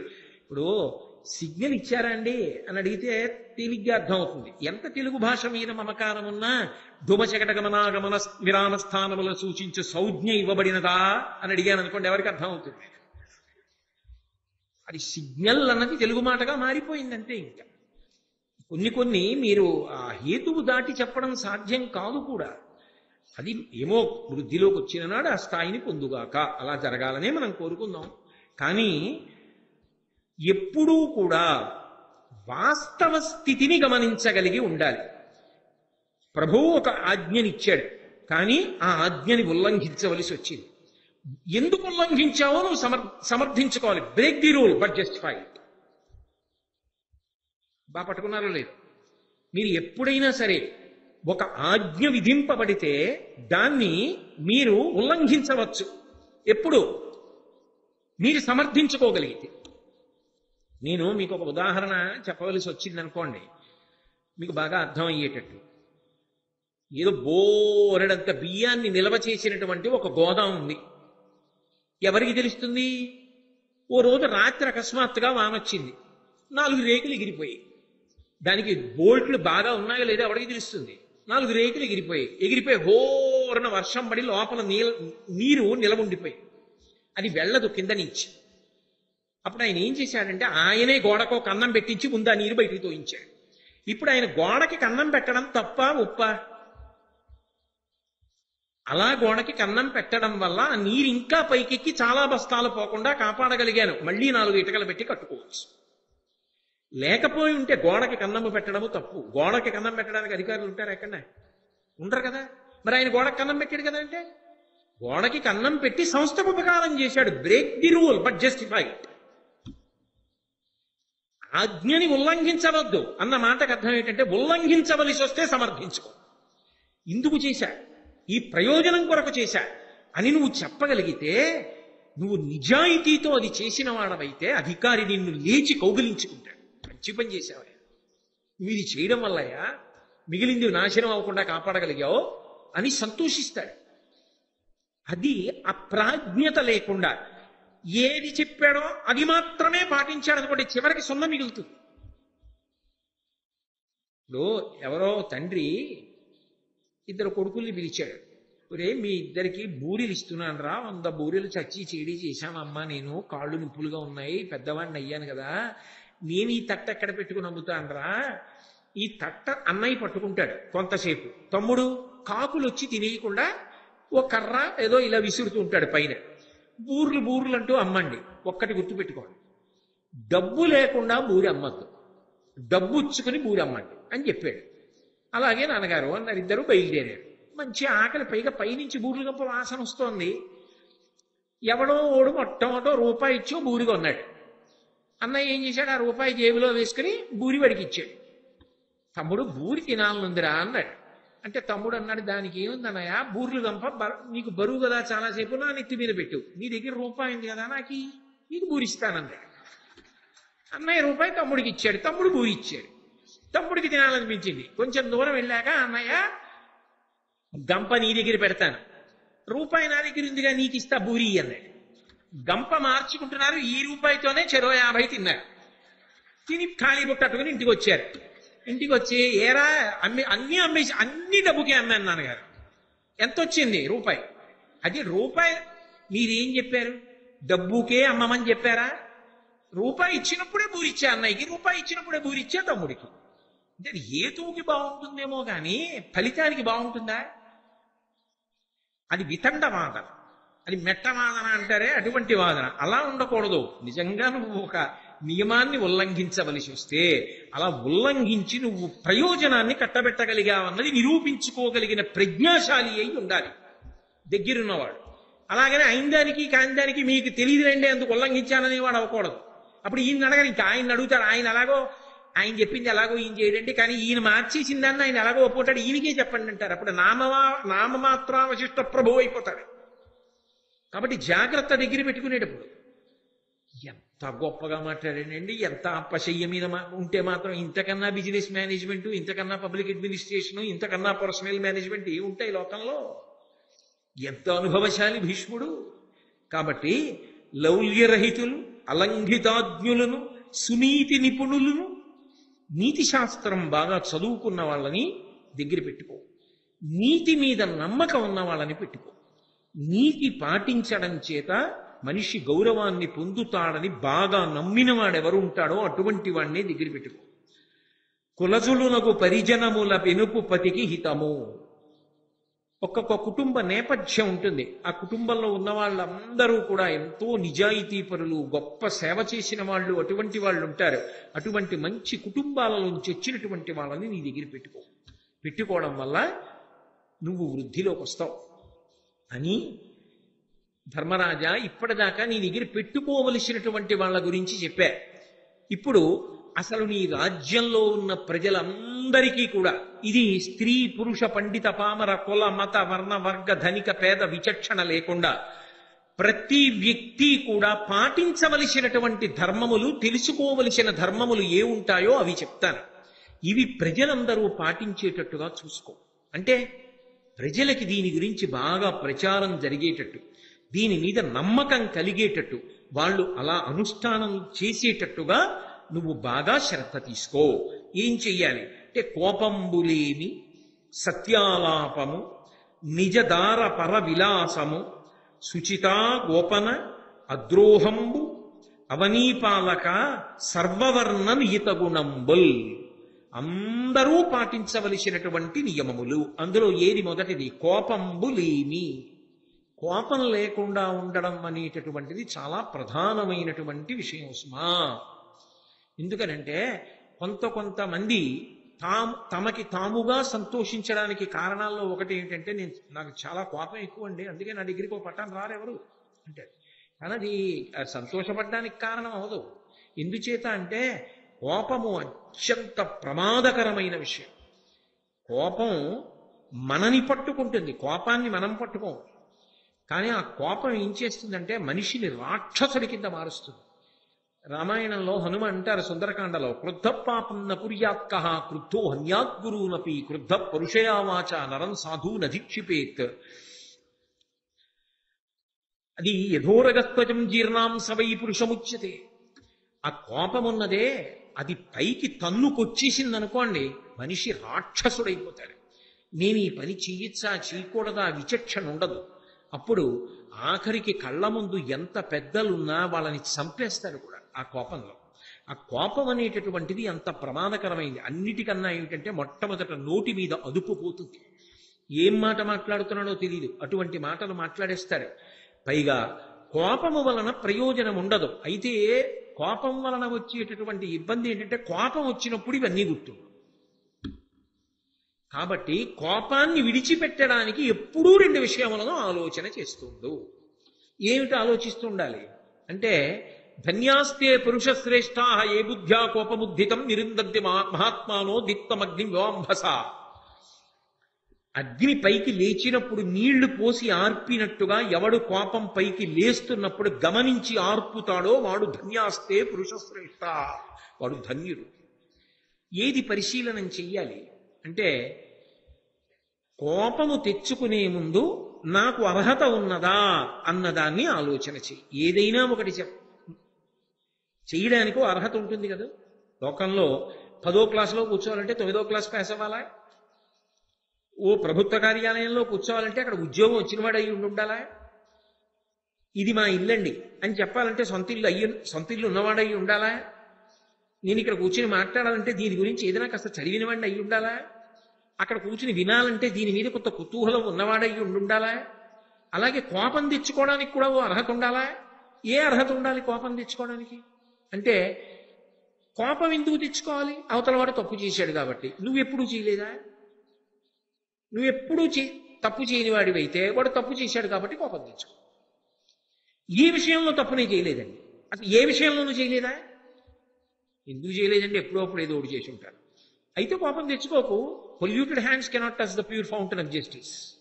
నీ చేతిలో మకిలమైపోతే నువ్వు పవిత్రమైన న్యాయం అన్న సరోవరాన్ని ఎలా ముట్టుకుంటావు? నువ్వు ఇంతకు ముందు దోషం చేసిన వాడివే, ఇప్పుడు ఎవడో దోషం చేశాడని వాడి మీద కోప్పడడానికి నీకున్న అధికారం ఏమిటి? కాబట్టి నేను దోషం చేసిన వాడినే కాబట్టి నేను కోప్పడు, నాకు అధికారం లేదు. కాబట్టి కోప్పడకుండా ఉండడానికి అదొక సాధనం. 2, కోపము చేత చేసినటువంటి పని శాశ్వతమైన పరిష్కారము కాదు. ప్రస్తుతానికి నేనున్న స్థానబలం చేత వంచగలనేమో, కానీ ఏ కారణం చేతనైనా అవకాశములు మారాయనుకోండి ప్రమాదము తటస్థిస్తుంది. దొంగ చేతిలో కత్తి ఉంటే నేను పరిగెడతాను, వాడు రాయి తన్నుకు పడిపోయి కత్తి పడిపోయింది అనుకోండి, నేను కత్తిచ్చుకున్నాను అనుకోండి, దొంగ పరిగెడతాడు. స్థానములు మారితే ప్రమాదం వస్తుంది. స్థానబలిమి కాని తన బలిమి కాదయా. కాబట్టి కోపము చేత సాధించేటటువంటిది తాత్కాలికము, ప్రేమ చేత సాధించినది శాశ్వతం. కాబట్టి నేను ప్రేమ చేత సాధిస్తాను. ఆయన నా మీద కోపం పెట్టుకున్నాడేమో, నాకు ఆయన మీద కోపం వద్దు, నేను ఆయన మారుగాక అని ప్రేమతో ఉంటాను. నేను పరుషవాక్కు మాట్లాడు అని తాను నిలబడగలిగితే కోపమును నియంత్రించుకుంటున్నాడని గుర్తు. లేకపోతే కోపమే నేరములకు కారణము, కోపమే కుట్రలకు కారణము, కోపమే పతనమునకు కారణము, కోపమే మనిషి అప్రతిష్టకు కారణము. ఆ కోపము వలన ఎన్ని ప్రమాదములు వస్తాయో నువ్వు దేశములో ధర్మ ప్రచారము ద్వారా జరుపుతూ ఉండాలి. ధర్మ ప్రచారం చెయ్యడానికే కొన్ని సంస్థలు ఉంటాయి, అవి భజనలు చేయడానికి కాదు. ఇటువంటి విషయాలు సమాజంలో ప్రబోధం చేయడానికి పనికి రావాలి. అందువల్ల దేశము ప్రభుత్వము పరిపుష్టమవుతాయి, ప్రజలకు దేశమునకు కీర్తి కలుగుతుంది. అంతేగాని భజనలు ఒకటే చేయిస్తామండి మేమంటే ధర్మ ప్రచారం చేయవలసిన సంస్థలు, దానివల్ల ప్రయోజనం ఎంతవరకు సాధ్యం అవుతుంది? వాటి ప్రయోజనమే ఏదైనప్పుడు చేయవలసిందేది, అది తెలుసుకోలేనప్పుడు ఇంకా ఆ సంస్థల గౌరవం ఏముంటుంది? దానివల్ల ప్రయోజనం ఏముంటుంది? దానికి ఎంత నిధులుంటే పనికొస్తుంది. కాబట్టి కోపంబులేమి, కోపము లేకుండా ఉండడం ఎంత అవసరమో ప్రజలకి బాగా తెలియచెప్పాలి సుమా. కోపమున్న వాళ్ళ విషయంలో తప్పు చేస్తుంటారు. పిల్లలకి కోపం ఎక్కువ అనుకోండి, ఇంటికి ఎవరైనా పెద్దవాళ్ళు వచ్చారనుకోండి, వీడికి కోపం ఎక్కువండి, కోప్పడకూడదని కొంచెం చెప్దురు అంటారు. వాడు అవమానపడతాడు. అవమానపడి వాడి కోపం పెరగడానికి కారణం కాదు. కోపం ఎంత ప్రమాదకరమో వాడికి నువ్వు చెప్పగలగాలి, కూర్చోపెట్టి చెప్పాలి. చూసావా నాన్న ఎంత ఇబ్బంది వస్తుందో, కోపం మంచిది కాదు నాన్న అని ప్రశాంతంగా ప్రేమతో కోపాన్ని గెలవాలి. కాబట్టి కోపంబులేమి సత్యాలాపము, మనిషి ప్రయత్నపూర్వకంగా సత్యమును మాత్రమే పలికే ప్రయత్నం చెయ్యాలి. నాకు తెలుసు ఒక విషయం, ఈ మాట నేను అంటున్నప్పుడు ఎంత సాహసం చేస్తున్నానో నాకు తెలుసు. ఎందుకంటే ఏమంటే మరి ఈ భీష్ముడే కదా అక్కడ పడుకునున్నప్పుడే ఇంకా ప్రాణం త్యాగం చేయకముందే అశ్వత్థామహత కుంజరహ అని పడగొట్టేశాడుగా ధర్మరాజు గారు. ఆయనకేగా ఇది అన్నీ చెప్తున్నాడు, మరి ఆయన అబద్ధం అనలేదా? ఒకటి గుర్తు పెట్టుకోండి, పెద్ద ధర్మాన్ని నిలబెట్టడానికి ఒక చిన్న అబద్ధం ఆడితే అది అధర్మము కిందకి రాదు, అసత్యము కిందకి రాదు, సత్యమే అవుతుంది. ఇది ప్రధానంగా ఎక్కడ అన్వయం అంటే ప్రాణి రక్షణ యందు అన్వయం. శ్రీరామాయణం సుందరకాండలో కొన్ని కోట్ల వానరములు ఎక్కడో సముద్రపుటును కూర్చున్నాయి. సీతమ్మ జాడ కనిపెట్టడానికి స్వామి హనుమ ఒక్కరే 100 యోజనముల సముద్రాన్ని దాటి ఈవల ఒడ్డుకు వచ్చారు. వచ్చి సీతమ్మతో మాట్లాడి ఆమెకి ఎంతో నమ్మకాన్ని చేకూర్చి, వనరోహం మహాభాగే దూతో రామస్య ధీమత రామనామాంకితం చేదం పశ్య దేవ్యంగుళీయకం ప్రత్యయార్థం తవానీతం తేనదత్తం మహాత్మన సమాస్మిషి భద్రంతే క్షణ దుఃఖ బలాహ్యసి అని ఉంగరాన్ని ఇచ్చారు రాముడిది. ఆవిడెంతో సంతోషం పొందింది. తర్వాత ఆయన అశోకవన భంజనం చేశారు. రాక్షస స్త్రీలందరూ వచ్చి అడిగారు, ఎవరమ్మా నీతో కిచకిచలాడిన ఆ కోతి అశోకవనాన్ని భంజనం చేసిందని. ఆవిడికి తెలియదా వచ్చిన వారు హనుమని? ఆవిడ చెప్పలా. ఆవిడంది, యూయమేనాభిజానాతి యోయం నద్వా కరిష్యతి అహిరేవహ్యహే పాదాన్ విజానాతి న సంశయ. పాము కాళ్ళు ఎక్కడుంటాయో నాకు తెలుస్తుందా? పాము అలా వెళ్ళిపోతుంటే పట్టుకుని పావుని కాళ్ళు ఎక్కడుంటాయని పైకెత్తి చూడనా? పాము కాళ్ళు పావుకి తెలుస్తాయి, విమానం కాళ్ళు విమానానికి తెలుస్తాయి. విమానం చక్రాలు పైకెక్కే కనపడవు, కిందకి దిగితే వస్తాయి. అది తన కడుపులో తను పెట్టేసుకుంటుంది కాళ్ళు. మళ్ళీ కిందకి దిగే ముందు కాళ్ళు అంటే చక్రాలు వదులుతుంది, వదిలితే క్షేమంగా దిగుతుంది కదా. విమానం కాళ్ళు అంటే విమానం చక్రాలు ఎక్కడున్నాయో విమానానికి తెలిసినట్టు పాము కాళ్ళు ఎక్కడున్నాయో పావుకి తెలియాలి. మీ ఊళ్ళోకి వచ్చిన శత్రువులు ఎవరో మీకు తెలియాలి, నాకు తెలియదు. తెలియదు సీతమ్మకి హనుమెవరో? మరి సీతమ్మ అబద్ధం వాళ్ళ అంటే నేను సత్యమే చెప్పాలని. ఆయన హనుమ వానరుడు, నా కోసమే వచ్చాడు, ఇదిగో ఈ ఉంగరం తెచ్చాడు అంటే పట్టుకోండి అంటాడు. తన కోసం వచ్చిన వాణ్ణి, తన కోసం కష్టపడిన వాణ్ణి, రామదూత అయినటువంటి వాణ్ణి నిజం చెప్పి చంపించేయడం కన్నా అబద్ధం చెప్పి కాపాడడం గొప్ప. ఒక ప్రాణిని కాపాడడానికి ఒక చిన్న అబద్ధం చెప్పినా అది అసత్యము కాదు సుమా. ఎందుకంటే ఒక్కొక్కసారి ధర్మం మారిపోతుంది, ప్రత్యక్షంగా కళ్ళ ముందే మారిపోతుంది. అగ్ని వెలుగుతోంది, అక్కడ అగ్గిపుల్ల వెలిగించారు ఎవరో, నేను ఇన్ని నీళ్లు పట్టుకొచ్చి ఇలా జల్లాను చెంచాతో, ఏమవుతుంది? మంట ఆరిపోతుందా? నీటి వలన నిప్పు ఆరినది సత్యమేనా? సత్యము. అంతే, నీటి ధర్మము నిప్పు నార్పుట. పెద్ద అడివి అంటుకుంది, ఈ చెంచాడు నీళ్లే పట్టుకెళ్ళి చల్లాను, ఈ నీళ్లు కాలిపోయాయి. అదేమిటి ఇక్కడ ఆర్పింది అక్కడ కాలిపోయింది ఏమిటి? నీరు నిప్పు నార్పలేదేమి అని అడిగితే, ఇంత చిన్న నీరు అంత మంటను ఆర్పదు, అది కూడా కాలిపోతుంది. అలాగే చిన్న అబద్ధము పెద్ద ధర్మమును నిలబెట్టవలసి వచ్చినప్పుడు ఆడితే అది అబద్ధము కిందకి రాదు, ధర్మమే అవుతుంది. అంటే సత్యాసత్యముల యొక్క వివక్ష తెలియకుండా ఎప్పుడు పడితే అప్పుడు సత్యమే మాట్లాడతానని కొంపలు ముంచే. కాబట్టి ఏది అసత్యమో ఏది సత్యమో తెలిసి ఉండాలి. తెలిసి ఉండాలంటే ధర్మము గురించి అవగాహన కలగాలి. ధర్మము గురించి అవగాహన కలగాలంటే ధర్మ ప్రచారము జరగాలి దేశం. కాబట్టి ధర్మ ప్రచారము జరగడానికి పెద్దపీట వేయి ధర్మరాజా. అయితే నీ పేరు ఒకటి ధర్మరాజు అయితే సరిపోదు సుమా, ప్రజలు కూడా ధర్మాత్ములు కావాలి. కాబట్టి ఆ సత్యమును పలకడం ప్రజలకు అలవాటు కావాలి. సత్యాలాపము నిజదారపర విలాసము, ఈ మాట చాలా 1కి 10 మాటలు వాడతాడు భీష్ముడు. నీ భార్య యందు మాత్రమే నువ్వు అనురక్తుడవు కావాలి. ఈ మాట ఆయన ఎందుకు అన్ని మాటలు చెప్తుంటాడో మీరు తాత్వికంగా గమనించాలి.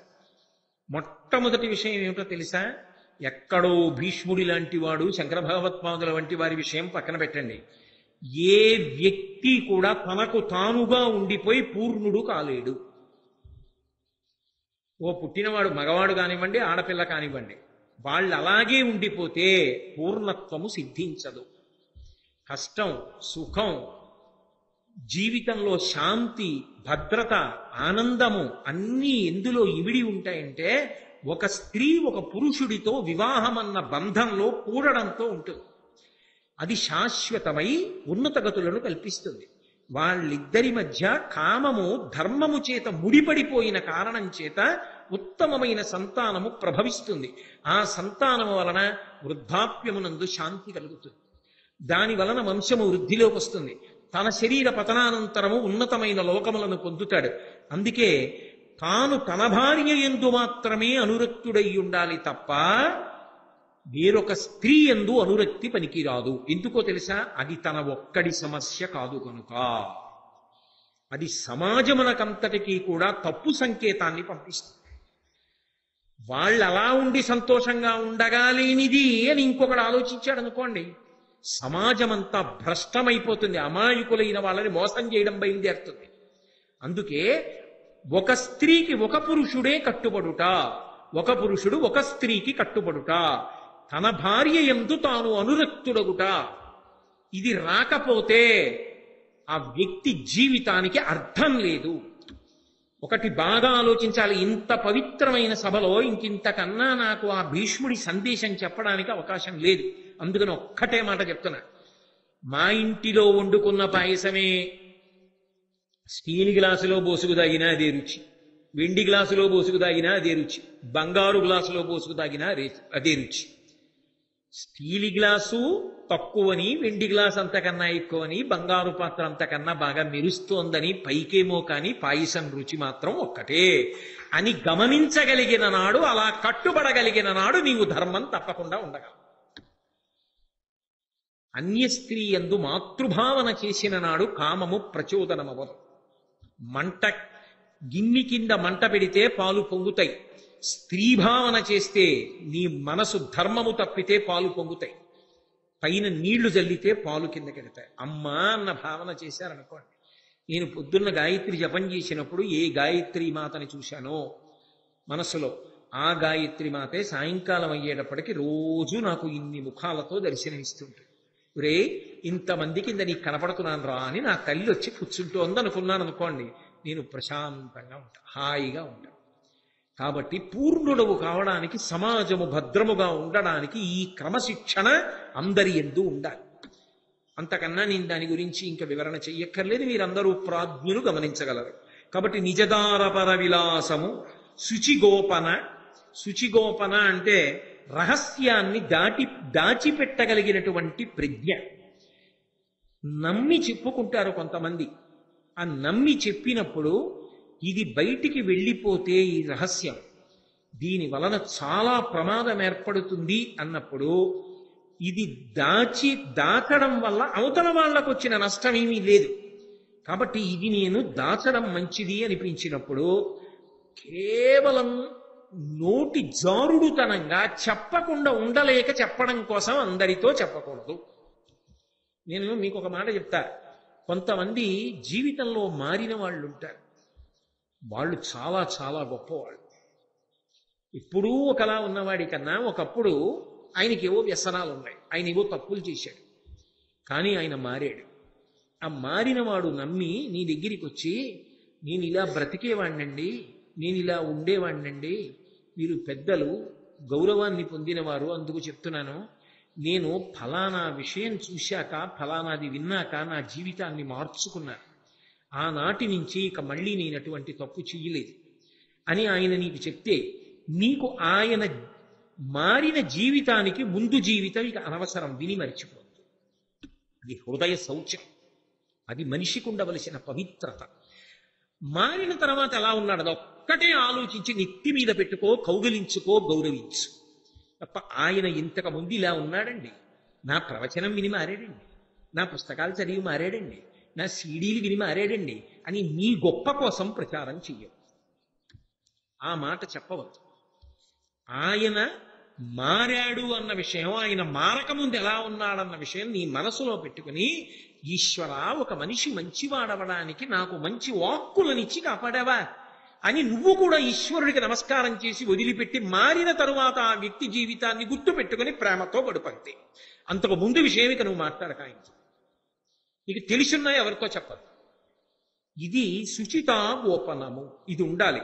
అద్రోహంబు, ఎవరిని ఎలా పడగొట్టేద్దాం, ఎవరిని ఎలా నాశనం చేసేద్దాం, వీడు నాకన్నా వృద్ధిలోకి వచ్చాడే, ఏ కుట్ర చేద్దాం, ఏం మాటలు మాట్లాడదాం, వాడిని ఎలా సర్వనాశనం చేసేద్దాం, ఇటువంటి దిక్కుమాలిన ఆలోచనలు చెయ్యకు. ఎప్పుడూ కూడా రుజుత్వంతో, ఈశ్వరుడికి జవాబుదారీతనంతో చక్కగా జీవితంలో వృద్ధిలోకి రావడానికి ప్రయత్నించు తప్ప ద్రోహబుద్ధితో ఒకడిని నాశనం చేసే ఆలోచన చెయ్యవద్దు. చూస్తున్నవాడు ఒకడు ఉన్నాడని గుర్తుపెట్టుకో, కోట్ల జన్మలు కట్టి కుడిపిన నాడు బాధపడతావు. కాబట్టి వద్దు, అటువంటి ద్రోహ చింతన చెయ్యవద్దు, రుజుగుణంతో ఉండు. కాబట్టి అవనీపాలక సర్వవర్ణ నియత గుణంబుల్, ఇవి అందరి యందు ఉండాలి. ఇవి ఉండాలి అంటే ఒక్కొక్క గుణం గురించి ప్రజలలో బాగా అర్థమయ్యేటట్టుగా ప్రచారం జరగాలి. అందుకే పూర్వం ఈ దేశానికి ఉన్న ఆచారం ఏమిటంటే, నదీ తీరముల యందు, యాగశాలల యందు, దేవాలయముల యందు, ముఖమంటపముల యందు, సభాస్థానముల యందు రామాయణ భారత భాగవతాది గ్రంథములలో ఆధారం చేసుకుని నీతి మాట్లాడేవారు. ఇవాళ రాత్రి వినేవారు, పడుకున్న తర్వాత కూడా ఇవే వినపడుతూ ఉంటాయి. మనిషిలో ఒక మార్పు వస్తుంది, క్రమక్రమంగా మారుతాడు. ఆ మారిన వ్యక్తి ఎవరున్నాడో అతను సమాజమునకు గొప్ప ఆస్తి. అంతకన్నా ఇంకేం కావాలి? ఆయన గత జీవితం నీకెందుకు? ఆయన ఇప్పుడు ఎంత మారాడు అది చాలు. ఈశ్వరుడు పరమ సంతోషం పొందుతాడు. ఎప్పుడూ ఒకలా ఉన్నవాడి కన్నా మారిన వాణ్ణి చూసి భగవంతుడు కూడా ఆనందపడతాడు. కాబట్టి శుచిత గోపనము, ఈ ధర్మ ప్రచారం అందుకు చేసేవారు. ఈ దేశం అంత గొప్పది.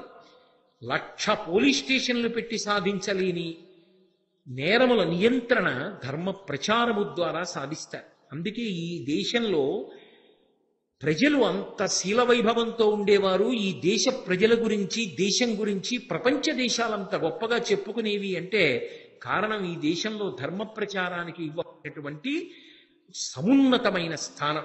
చాలా దురదృష్టకరమైన విషయం ఏమిటి అంటే ఇవాళ ధర్మ ప్రచారం కోసమే పని చెయ్యవలసినటువంటి సంస్థలు పేరు అదైనా కొన్ని అసలు అలా పనిచేయకు.